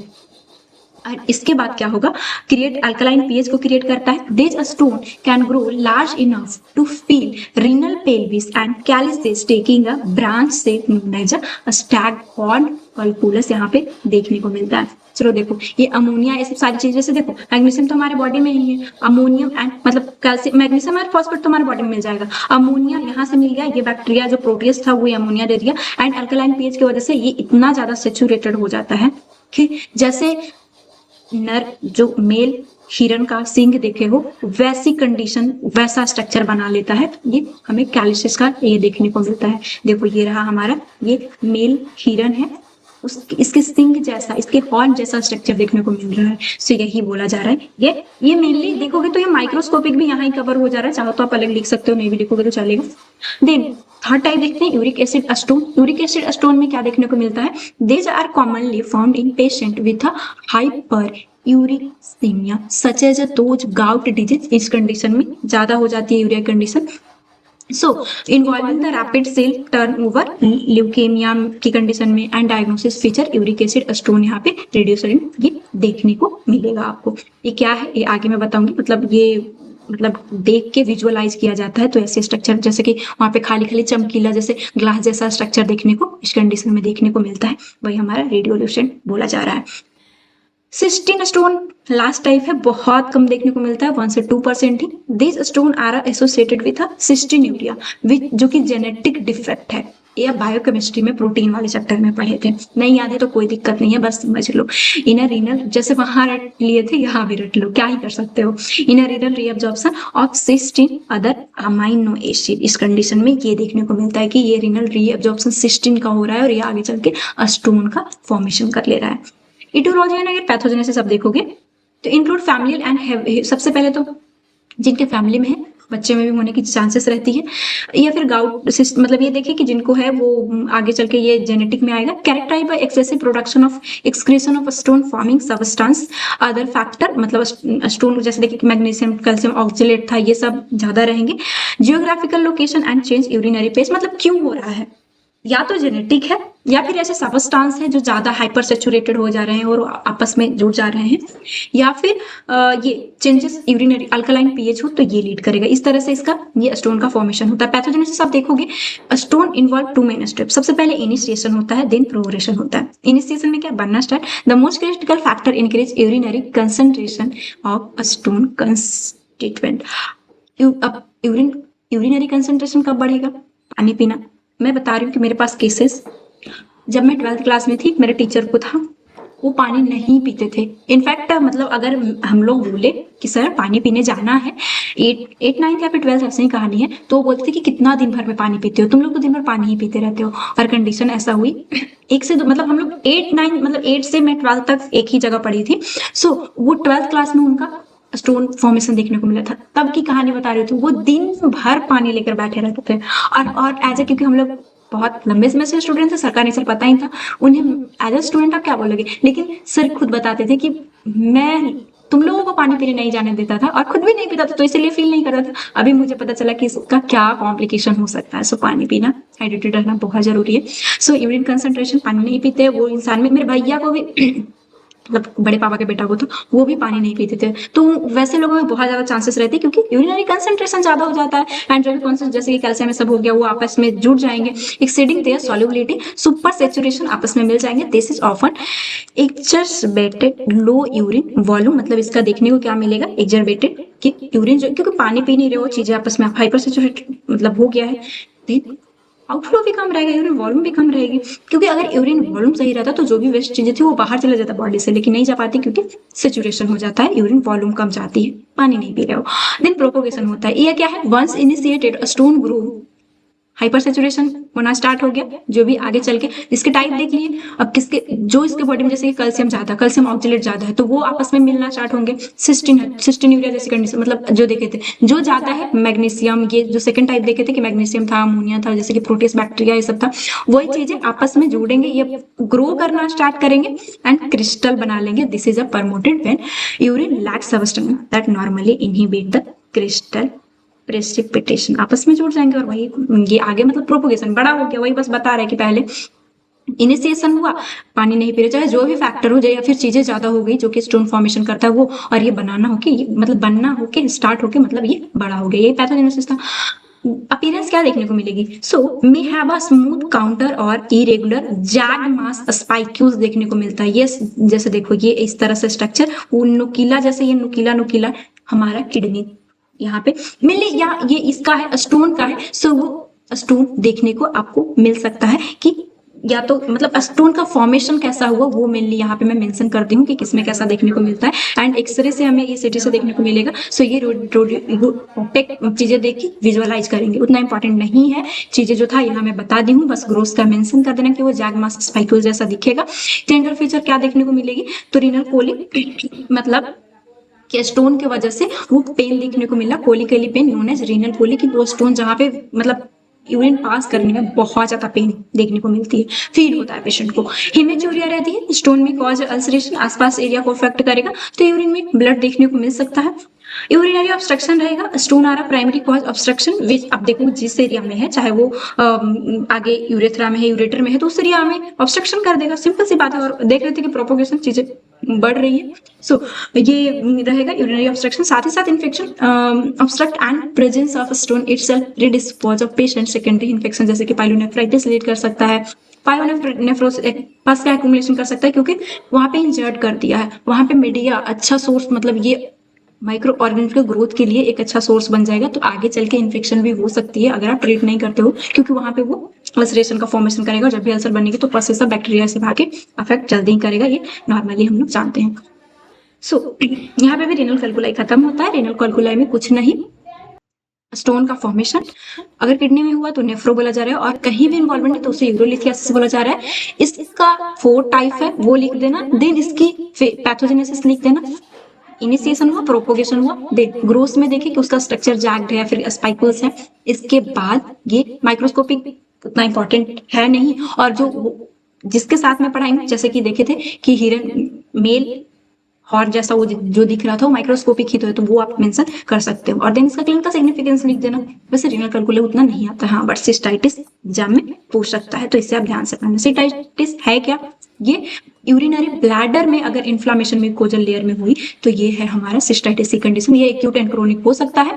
टाइप लोअर यूरिनरी ट्रैक, ये किस टाइप का है, क्योंकि ये लोअर यूरिनरी ट्रैक में आता है, सो ये वही बोल रहा है कि it is a type of lower urinary track infection जो कि दैट इट लेफ्ट अनट्रीटेड, तो ये अपवर्ड स्प्रेड हो सकता है। और रीजन जब हम लोग पाइलोनेफ्राइटिस पढ़े, जो कि इन्फेक्शन की कंडीशन ट्यूबलो इंटरस्टिशियल स्पेस किडनी में होना, ये इसमें आया था, क्योंकि अगर ट्रीट नहीं करते हो तो आगे ऊपर जाके वही कॉम्प्लिकेशन लीड करेगा। सो इसे जल्दी से ट्रीट कर देना भी बहुत इंपॉर्टेंट होता है। क्या कारण है कि ये सिस्टाइटिस होगा यूरिनरी ब्लैडर में, ये इन्फ्लेमेशन की कंडीशन देखने को मिलेगी। So the most organism responsible for cystitis, इसमें है एस्चेरिचिया कोलाई, प्रोटियस, क्लैबिसिला एंड इंटेरोबैक्टर। तीन, एक दो को इक्वलाई तो सब याद रख लोगे, प्रोटियस को भी अभी ये देखे तो याद रह जाएगा। सो दो तीन में मेंशन करोगे चलेगा।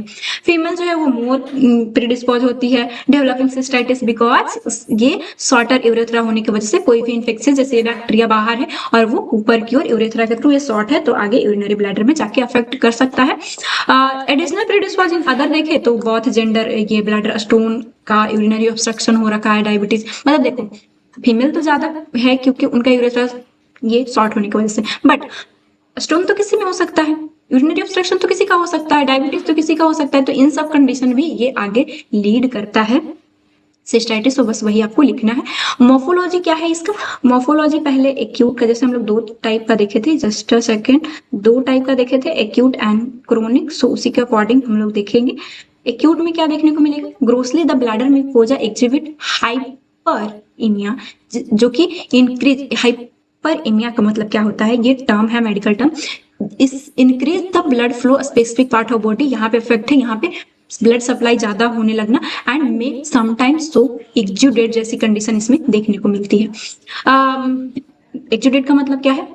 इन्फेक्शन की वजह से ये जो वेसल्स है वहां से जो फ्लूइड हो गया, प्लाज्मा हो गया, वो अदर एरिया में आना, वही एक्जुडेट की कंडीशन होती है। माइक्रोस्कोपिकली क्या देखने को मिलेगा? इन्फ्लामेटरी इन्फिल्ट्रेट, जैसे those caused by a certain anticancerous drug like ये साइक्लोफॉस्फेमाइड एंड हेमरेजिक सिस्टाइटिस। ये मेनली ध्यान देना कि हेमरेज कंडीशन यहाँ पे देखने को मिल सकती है क्योंकि अफेक्ट होगा वहां पे जो भी ब्लड वेसल्स है चीजें, एंड साथ ही साथ वहां पे सप्लाई भी ज्यादा हो रही है। सो हेमरेजिक सिस्टाइटिस एक्यूट में देखने को मिलता है, ये आपको पता होना चाहिए। क्रोनिक सिस्टाइटिस क्या है? This occur when the infection persist, अगर लंबे समय तक हो तो क्रोनिक हो जाएगा। माइक्रोस्कोपिक इसमें क्या देखने को मिलेगी? स्कार का फॉर्मेशन, आपको लिख देना, मतलब ये बताने की जरूरत नहीं है। साथ ही साथ इन्फ्लामेटरी इन्फिल्ट्रेट, बहुत सारे जो भी मैक्रोफेजेस है, लिम्फोसाइट है, वो इन्फिल्ट्रेट रहेंगे।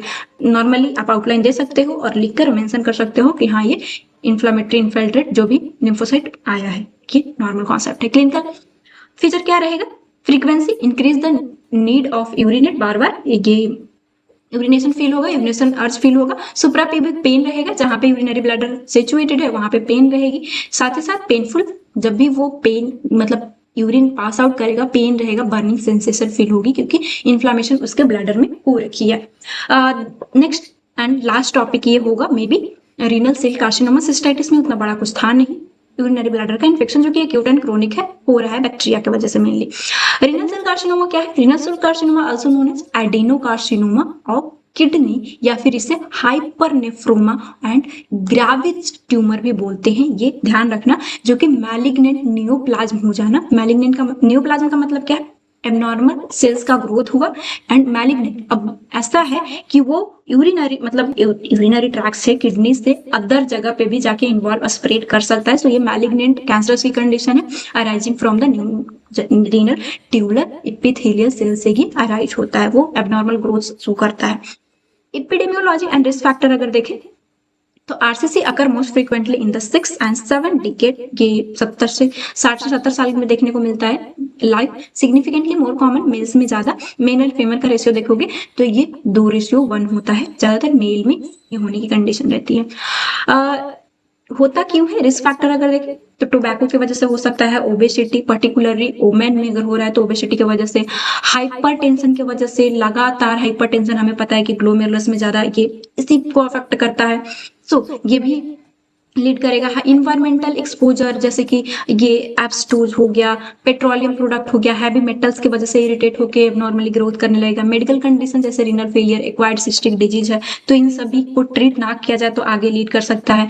ट्यूबुलर स्क्लेरोसिस की कंडीशन, देन जेनेटिक फैक्टर में मोस्ट केसेस ये स्पोरेडिक, अप्रोक्सीमेटली 5% हेरिडेटरी रहता है, ज्यादातर अदर चीजें ही हैं। बहुत कम चांस है कि रीनल कैंसर हुई हेरिडेटरी है। Which involve the loss of mutation, इसमें VHL ट्यूमर सपरेशन जीन जो है वो म्यूटेट हो जाता है, मतलब ये ट्यूमर सप्रेस, एबनॉर्मल ग्रोथ हुई तो सप्रेस करने वाली जीन हमारे बॉडी के अंदर होती है, बट उसमें म्यूटेशन हो जाना। अब क्योंकि उसमें म्यूटेशन आ गई है तो एबनॉर्मल ग्रोथ होगा, और एबनॉर्मल ग्रोथ होगा तो वो ट्यूमर लीड करेगा। ये नॉर्मल यूनिट 1 में ही न्यूक्लास में पढ़ के आए थे। कितने टाइप के होते हैं? तो ये 4 टाइप है। क्लियर सेल कार्सिनोमा, आरसीसी मतलब renal clear cell renal cell carcinoma, इसका फुल फॉर्म है, शॉर्ट फॉर्म में लिखी हूँ। ये 60 से मतलब 60 से 80% सबसे ज्यादा होने की चांस यही रहता है। Most common type arising from the glomerulus का पीसीटी साइट बहुत इंपॉर्टेंट है, प्रॉक्सिमल कन्वोलेटेड ट्यूब्यूल में ये देखने को मिलता है। पैपिलरी अगर देखें तो ये 10 से 15% चांसेस है ये डिस्टल कन्वोलेटेड ट्यूब्यूल में होने का चांस रहता है। देन क्रोमोफोब आरसीसी है, ये 5 to 7% चांस होती है। This tumour have a pale tan and mahogany brown appearance देखने को मिलता है। ये अभी मैं दिखाऊंगी। एंड होगा कहाँ पे, मेनली हो कहाँ रहा है वो देखो, कलेक्टिंग डक्ट में ये देखने को मिलेगा, कॉर्टिकल पार्ट में मेनली रहता है। बट ये कलेक्टिंग डक्ट कार्सिनोमा, ये तो नाम ही है, कलेक्टिंग डक्ट में ही होगा, बट ये मेडुला पार्ट, ये डक्ट ऑफ बेलिनी में देखने को मिलता है। बस ये ध्यान रखना, और ये बहुत रेयर होता है, रेयरेस्ट कंडीशन में, मतलब इसका चांस बहुत कम है। मोर्फोलॉजी क्या है? सबका अलग अलग, मतलब देखो ग्रोथ सब में एक जैसा ही रहेगा, बट माइक्रोस्कोपिक अलग है, उसी के अकॉर्डिंग नाम पड़ा है तो वो देखेंगे। ग्रोथ चारों के लिए एक ही है। The tumour typically arises from the poles of kidney, pole से स्टार्ट होता है। मोस्ट कॉमनली अपर पोल पे ये देखने को मिलेगा। Usually large and solitary in unilateral and spheroidal mass, the cut surface characteristically bright yellow रहेगा and variegated showing patchy area haemorrhage and necrosis रह सकती है। Cystic changes a defining feature tendency invade the urine vein, sometime extending tumor thrombus and inferior vena cava, क्योंकि ये malignant है तो आगे inferior vena cava इस सब को भी अफेक्ट, मतलब उन लोगों को भी इन्वॉल्व कर सकता है मेट्रोलॉजिकल रूट से, ये नॉर्मल सी बात है। माइक्रोस्कोपिक इंपॉर्टेंट है, उसमें 1-2 पॉइंट लिख दोगे चलेगा। क्लियर सेल कार्सिनोमा जो सबसे ज्यादा होने की चांसेस रहती है, the most common type arising from a proximal convoluted tubule, इसमें पीसीटी को इन्वॉल्व करता है।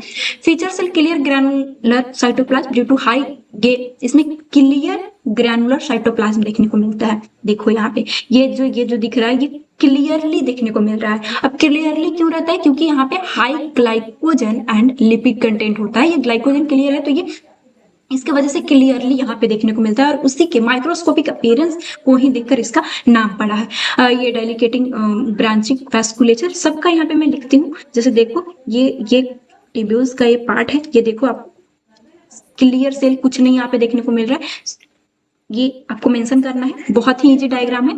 देन पैपिलरी में पैपिला लाइक स्ट्रक्चर रहती है, सो क्या है ये अफेक्ट किसको करता है? डिस्टल कन्वोल्यूटेड ट्यूब्यूल को। Characterize by papillary growth, fibrovascular stalk यहाँ पे रहेगा एंड इट ऑफन मल्टीफोकल में कंटेंट समूमा बॉडी, यहाँ पे ये आपको देखने को मिल सकता है, जो कि थायराइड कैंसर में भी देखने को मिला था।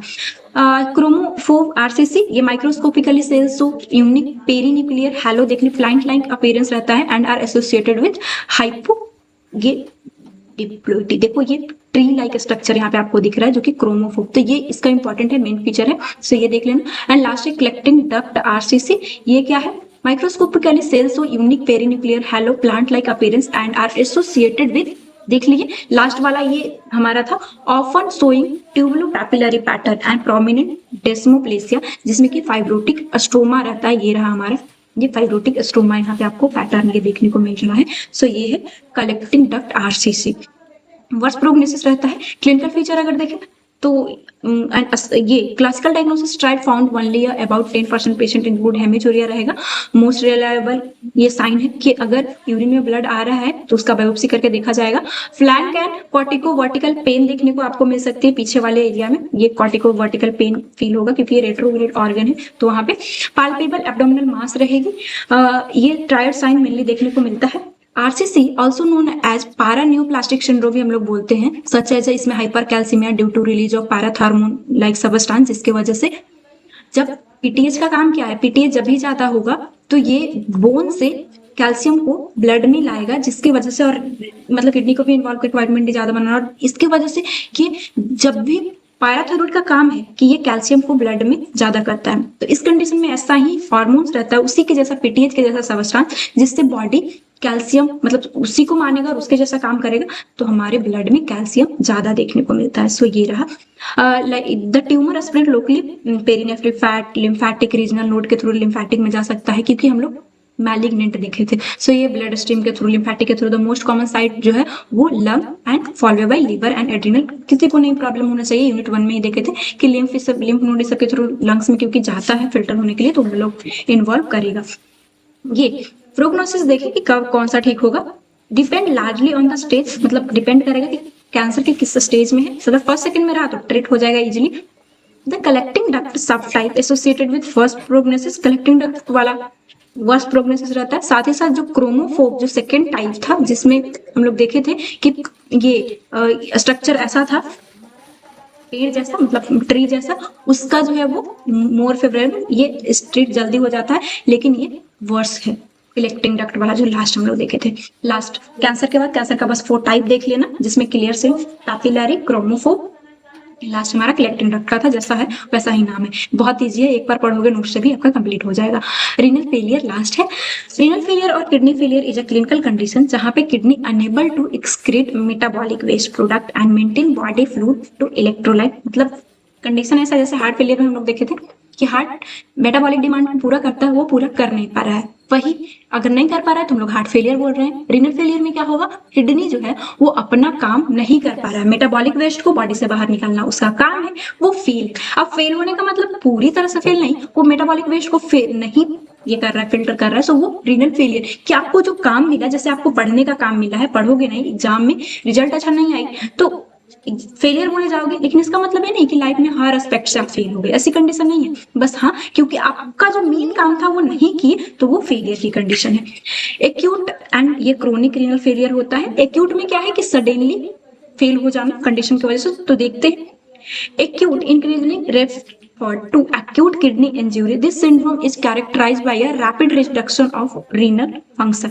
ये मेनली क्यों होता है, यहाँ पे सप्लाई कम हो जाएगा, किडनी को सप्लाई ना मिलने की वजह से फेलियर जैसी कंडीशन एंड रैपिड ये देखने को मिलता है, इसलिए तो इसे एक्यूट बोल रहे हैं। इडियोपैथोजेनेसिस क्या होगा, causes are classify into 3 category, जिसमें कि pre renal result from a condition that cause sudden decrease blood flow, front के थ्रू आ ही नहीं रहा है, सच एज अ मैसिव, या तो हेमरेज हो गई, हेमरेज हो गया तो कैसे आ पाएगी, हेमरेज के थ्रू सारा ब्लड बाहर चला गया, तो ये हो गया सेप्टिक शॉक में हो सकता है, सीवियर बर्न की कंडीशन में भी रीनल फेलियर देखने को मिलेगा। और वो भी बर्न ऐसा नहीं है कि 10 महीनों से बर्न तुरंत होता है, सो इसलिए एक्यूट रीनल फेलियर लीड करेगा। डिहाइड्रेशन की कंडीशन जिसमें सप्लाई नहीं मिल पाएगी। सॉरी, आज आपको बैकग्राउंड नॉइज ज्यादा मिल रहा होगा, क्योंकि अब छोड़ो, देखते हैं आगे, क्योंकि ये कंप्लीट करना बहुत जरूरी है। ऐसे भी आपका सिलेबस ज्यादा है तो अभी मैं वीडियो नहीं रोक सकती, थोड़ा मैनेज कर लेना, आई एम सॉरी। हाँ, इंट्रा रीनल देखते हैं। ये सब जितना भी था वो प्री रीनल, रीनल से पहले की हेमरेज हो गई तो इसमें रीनल के कोई ये है नहीं, डिहाइड्रेशन वाटर नहीं है, बर्न हो गई जिसकी वजह से वाटर ये लॉस्ट हो गया, तो ये प्री है जो कि आगे रीनल फेलियर लीड किया। इंट्रारीनल देखते हैं, direct haemorrhage in kidney tissue, kidney में ही हेमरेज की कंडीशन है, सो ये इंट्रारीनल मतलब रीनल के अंदर। Most common acute tubular necrosis की कंडीशन है which can ischaemic due to prolong blood supply नहीं मिल रही थी, जिसकी वजह से इस्चेमिक एंड नेक्रोसिस की कंडीशन हुआ।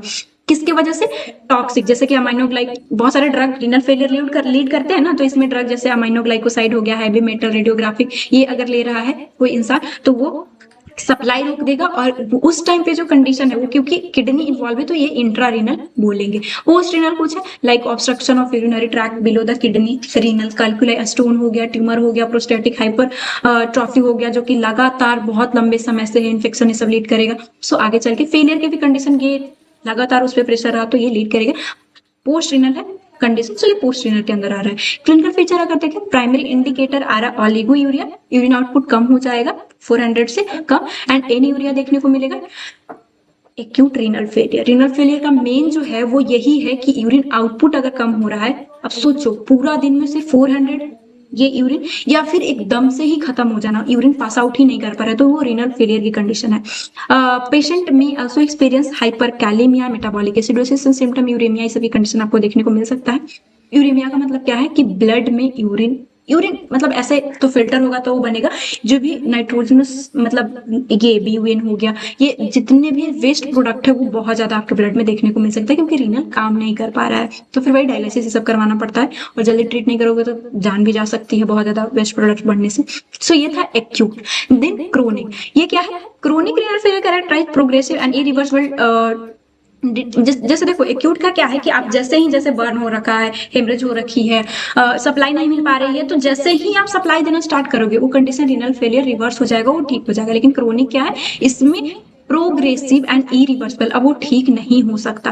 Function due to the slow collecting destruction renal parenchyma, it is a terminal stage है मेनी क्रोनिक रीनल डिजीज का, कि बहुत लंबे समय से उसे कैंसर था, पॉलिनेफ्राइटिस था, ये ट्रीट नहीं किया गया, वो लास्ट स्टेज में जाके रीनल फेलियर लीड किया है। Major causes death and renal disease, dialysis करवाना होता है। और इनकी जैसे कि अभी कंडीशन ऐसी कि डायलिसिस करवाते कराते मतलब इनके जिंदा रहने की चांसेस बहुत कम रहती है।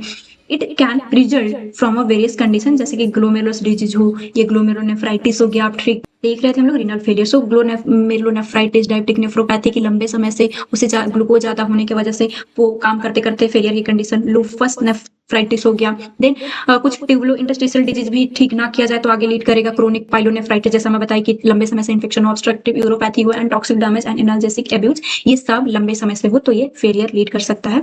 Vascular disease, malignant hypertension and ये नेफ्रोस्क्लेरोसिस हो तो भी कंडीशन है कि रीनल फेलियर करवा दे। तो ये सब कॉजेज है, कॉजेज में कुछ नहीं आता है तो जितने भी डिजीज है सबको लिख दो, वो लंबे समय से ट्रीट ना किया जाए तो करेगा क्या, किडनी बेचारा फेल हो जाएगा। सो ये रहा स्टेजेस एंड प्रोग्नोसिस। ये क्या है, CRF टिपिकली इन्वॉल्व 4 स्टेजेस। इसमें सबसे पहले डेविनिस ये रीनल रिवर रिजर्व होता है। ये क्या है, जेएफआर अबाउट, मतलब देखो मेनली देखिए हम लोग की फेलियर की कंडीशन में क्या है, यूरिनरी आउटपुट लो हो जाए, ना आए, मींस की वेस्ट प्रोडक्ट बॉडी से नहीं जा रहा है, और यही हमारा रीनल फेलियर की मेन सिम्टम है। सो ऐसा नहीं है कि एक क्रोनिक है ना तो इसमें स्टेजेस बाय स्टेजेस होगा। अब एक्यूट में तो देखे कि उसमें चीजें जैसे हेमरेज हो गया तो वो बताकर नहीं आएगा, हाँ हेमरेज हो गई, रीनल फेलियर की हाँ नहीं आएगा, और जैसे ही आप देर ब्लड चढ़ा दोगे वो कंडीशन ठीक हो जाएगी। बट ये क्रोनिक है, धीरे धीरे गया है। सो पहले होगा रीनल डिमिनिश रीनल रिजर्व, ये GFR about 50% normal, patient asymptomatic, blood biochemistry सब नॉर्मल है, बस जीएफआर 120 से 60 पे चला गया है, हाफ हो गया है। देन सेकंड स्टेज में रीनल इनसफिशियंसी होगा, मतलब जीएफआर 20%, रीनल फेलियर की कंडीशन, इसमें जीएफआर 10% हो जाता है, और इसमें सिम्टम्स सारा आएगा क्योंकि मेटाबॉलिक वेस्ट ब्लड में जाएगी ना, तो ये नॉर्मल है, पढ़ लोगे हो जाएगा। इंडस्टेज रीनल डिजीज, जिसमें कि लेस देन 5% और normal, this is a terminal stage uraemia where life can not sustain without dialysis, dialysis करवाना पड़ेगा। प्रेमानंद महाराज उनका रीनल फेलियर की कंडीशन में तो आप सब सुने होंगे, जो लोग उनको सुनते हो, मतलब वो मतलब इतने अच्छे इंसान, इतने अच्छे गुरु, सच में वो बहुत अच्छे गुरु हैं। मतलब उनके लिए पता है आपको लग रहा होगा कि जब सारी चीजें, उनकी भी रीनल फेलियर की कंडीशन है, एक किडनी उनका फेल हो रखा है, तो दोनों किडनी है, सॉरी दोनों है, आप देख लेना एक बार। सो लगता है ना कि इतना जब मेडिकल एडवांस हो गया है तो वो धर्म के क्षेत्र में भी है, साथ ही साथ अगर आप देखोगे तो कभी वो अंधविश्वास पे नहीं जाते। थोड़ा मतलब मैं उनकी मतलब देखती हूँ ज्यादातर नाम जप की चीजें, नाम जप का देखो अपनी अपनी कारण है, बट साइंस के फॉर्म में ये भी देख सकते हो कि चीजें आप दूसरे जगह ध्यान शिफ्ट कर रहे हो ना, चीजें शांत होती है, ऐसा लगता है कि हमारे ऊपर कोई है, इनका मैं नाम ले रहा हूँ। तो ये चीज उनकी वजह से, मतलब उनकी रीनल फेलियर होने की वजह से वो बहुत प्रॉब्लम झेल रहे हैं, और ये बात है कि मेडिकल साइंस उन्हें ठीक क्यों नहीं कर पा रही, तो उनका रीनल ट्रांसप्लांट किया जा सकता है, लेकिन वो बोलते हैं कि मैं अपने लिए किसी और को तकलीफ, किडनी का अगर किडनी आएगा तो उन्हें तो प्रॉब्लम होगी ना। सो वो उनका कहना है कि मैं नहीं ले सकता। सो ऐसे इंसान कैसे आते हैं दुनिया में, बहुत बहुत अच्छे हैं। चलिए नेक्स्ट देखते हैं। इससे ये क्या होगा, सिस्टेमिक मैनिफेस्टेशन आपको क्या देखने को मिलेगा, chronic renal failure affect nearly every organ system, extra renal feature आपको देखने, रीनल तो अफेक्ट हो ही गया है, अब इसकी वजह से एनीमिया देखने को मिल सकता है क्योंकि इरिथ्रोपोइटिन नहीं बना पाएगा, रीनल ओस्टियो डिस्ट्रॉफी देखने को मिलेगी, स्केलेटल चेंजेस, साथ ही साथ cardiac issue, congestive heart failure की कंडीशन, क्योंकि ये फिल्टर कर नहीं रहा है तो कंजेशन हमारे हार्ट में होगा, तो ये नॉर्मल कॉम्प्लिकेशन आगे चल के हो सकता है अगर क्रोनिक रीनल फेलियर है। तो रीनल फेलियर में कुछ नहीं है, एक्यूट एंड क्रोनिक है। एक्यूट में देखिए कि हेमोरेजिस की वजह से आउटपुट कम गई, जो कि जैसे ही आप कॉजेस ठीक करोगे कंडीशन ठीक हो जाएगी, लेकिन क्रोनिक इरिवर्सिबल है, इस कंडीशन में आप ट्रीट नहीं कर सकते हो, या स्टेज बाय स्टेज होगा क्योंकि धीरे धीरे ग्रेजुअल इंक्रीज करता है जहां भी क्रोनिक की बात आती है। सो ये क्रोनिक रहा, इसके स्टेजेस मेंशन कर देना, क्योंकि ये क्रोनिक लंबे समय से और अदर ऑर्गन को भी इन्वॉल्व किया है, तो यहाँ पे आप कॉम्प्लिकेशन में ये सारी चीजें भी लिखोगे। बस हमारा रीनल खत्म होता है, मैं बता नहीं सकती, बट आप हाँ पीवाईक्यू देखते हो तो आपको खुद लगेगा कि ये कितना इंपॉर्टेंट है। इंपॉर्टेंट टॉपिक पे आते हैं, इससे पहले मैं बता दूं कि आपको नोट्स व्हाट्सएप चैनल पे मिलेगा, जिसमें अकॉर्डिंग टू आईएनसी सिलेबस, मतलब इतना गारंटी ले सकती हूँ, अब तक थर्ड सेमेस्टर का नोट्स बहुत लोगों के पास था, सेकंड सेमेस्टर का भी है, उससे क्वेश्चन बाहर, चाहे बाबा फरीद हो, अटल बिहारी, मतलब जितने भी यूनिवर्सिटी, प्राचीन यूनिवर्सिटी, उससे क्वेश्चन बाहर नहीं आते। इनफैक्ट अभी उसमें जो इंपॉर्टेंट क्वेश्चन है, आप अपने सीनियर का थर्ड सेमेस्टर का पीवाईक्यू लेना या फिर अपना खुद लेना और इंपॉर्टेंट क्वेश्चन देखना, उससे भी बाहर नहीं आया है। 80-20 रूल, 20% वैसे क्वेश्चन जिससे आप 80% मार्क्स ला सकते हो। ऐसे क्वेश्चन कहाँ से आते हैं, मैं भगवान नहीं हूँ या फिर गारंटी, ये मेनली पीवाईक्यू से बार बार क्वेश्चन एक ही पैटर्न में, चाहे आप किसी भी यूनिवर्सिटी से, ग्लोमेरुलोनेफ्राइटिस, अटल बिहारी हो, बाबा फरीद हो, आर्यवेचेस हो, रांची का तो अभी एग्जाम हुआ नहीं है, आगे देखना आ सकता है। सो ये बहुत इंपॉर्टेंट है, देख लेना आप। और ये सारा चीज आपको एक ही जगह पे नोट्स में मिल जाएगा। उसमें पीवाईक्यू भी है, टाइम मैनेज अब तक क्या प्रॉब्लम रही फर्स्ट सेमेस्टर और सेकंड थर्ड, अब तक तो समझ गए लिखना कैसे, लेकिन टाइम मैनेज नहीं हो पा रही। इसके लिए आपको पेपर प्रैक्टिस करना होगा, चीजें समझना होगा कि मेरी गलती क्या है, क्यों छूट जा रही है। सो आप पीवाईक्यू देख सकते हो, इससे थोड़ा मतलब होगा कि हाँ चीजें ऐसी आती है, मैं ऐसे लिख सकता हूँ। सब एक ही जगह नोट्स में आपको मिल जाएगा, जो नंबर हो रहा है या फिर कमेंट में पिन लिंक है उसके थ्रू आप देख सकते हो। पैथोलॉजी 1 अवेलेबल है, फार्माकोलॉजी 1 अवेलेबल है, बाकी बहुत जल्द अवेलेबल हो जाएगी। ये रहा। और जहां तक मैं बताई थी कि पूरा चीजों को अगर आप नोट्स नहीं बना पाते हो तो नहीं बनाना। अब इसका मतलब ये नहीं कि दीदी आप नोट्स नहीं बनाने बोल रहे हो, बनाने बोल रहे हो, बट शॉर्ट नोट्स बनाना ताकि आपका टाइम बचे। हेल्प के लिए नोट्स रखो, चीजों को देखो और अपने पास थोड़ा सा बनाओ। बुक है तो फिर लेने की जरूरत नहीं है, बुक देखो, मेरा वीडियो देखो, कॉन्सेप्ट। अब देखो जिनके पास बुक है वो कैसे पढ़ोगे, मेरा वीडियो, चाहे फिर जिनके पास नोट्स है वो क्या करोगे। जिनके पास नोट्स है चीजें इतना ईजी वे में है कि आप, जैसे बहुत लोगों के पास कम टाइम है इसलिए मैं ज्यादा टाइम ले रही हूँ, नहीं लूंगी, ऑलरेडी वीडियो बड़ा हो चुकी है, बट एज ए मेंटर मेरा गाइड करने का काम है। तो जिनके पास नोट्स है, पहले चीजें समझ में नहीं आ रही है उसका आप वीडियो देख लो। और जिनको एकदम से समझ में मतलब थोड़ा सा होता है कि एवरेज स्टूडेंट होते हैं, तो पहले आप वीडियो देखो, या फिर जिनके पास बुक है पहले वीडियो देखो। मैं गारंटी लेती हूँ वन शॉट वीडियो देखोगे, बुक पढ़ेगा, सारा आपके लिए इजी हो जाएगा। जो मैं इंपॉर्टेंट बताती हूँ बुक में ही मार्क करते जाओ या फिर नोट्स बनाते जाओ। तो ये रहा, कम टाइम में भी घबराओ मत, सारी चीजें हो जाएगी। इंपॉर्टेंट क्वेश्चन ग्लोमेरुलोनेफ्राइटिस को मैं इस पे बहुत ज्यादा मतलब ये दूंगी, जोड़ दूंगी, ये बहुत इंपॉर्टेंट है, बहुत बार पूछा है। पाइलोनेफ्राइटिस भी आ सकता है, सिस्टाइटिस एंड इसमें हाँ 3 इंपॉर्टेंट है, यहाँ तक आप देख लेना, इधर तो उतना मैं पूछते नहीं दिखूँ। Renal cell carcinoma and renal failure को छोड़ भी सकते हो, उतना इंपॉर्टेंट नहीं है। थैंक्स फॉर वॉचिंग, मिलते हैं नेक्स्ट वीडियो में। एंड एक अच्छे स्टूडेंट तो लाइक करना वीडियो को, क्योंकि मेहनत बहुत लगती है। मैं ग्लोमेरुलोनेफ्राइटिस जो आपको पढ़ाई हूँ, आप टाइप्स इसका देखना, सबका ग्रोथ एंड माइक्रोस्कोपी लिख देना। इससे मुझे पढ़ खुद का कॉन्सेप्ट आपके तक लाने में 2 दिन लगा था, भले ही मैं आपको 1 घंटा लगा या फिर आधे घंटे में जो भी प्रोवाइड की। मेहनत लगती है तो उसके लिए लाइक करना और चैनल पे नहीं हो तो सब्सक्राइब जरूर कर लेना, अपने दोस्तों में शेयर करना। गाइस सपोर्ट मी, आपका चैनल है, सपोर्ट कीजिए। थैंक्स फॉर वॉचिंग, मिलते हैं नेक्स्ट वीडियो में। कोई भी डाउट हो तो आप कमेंट बॉक्स में जरूर लिखना, या फिर वीडियो कैसा लगा ये जरूर बताना। थैंक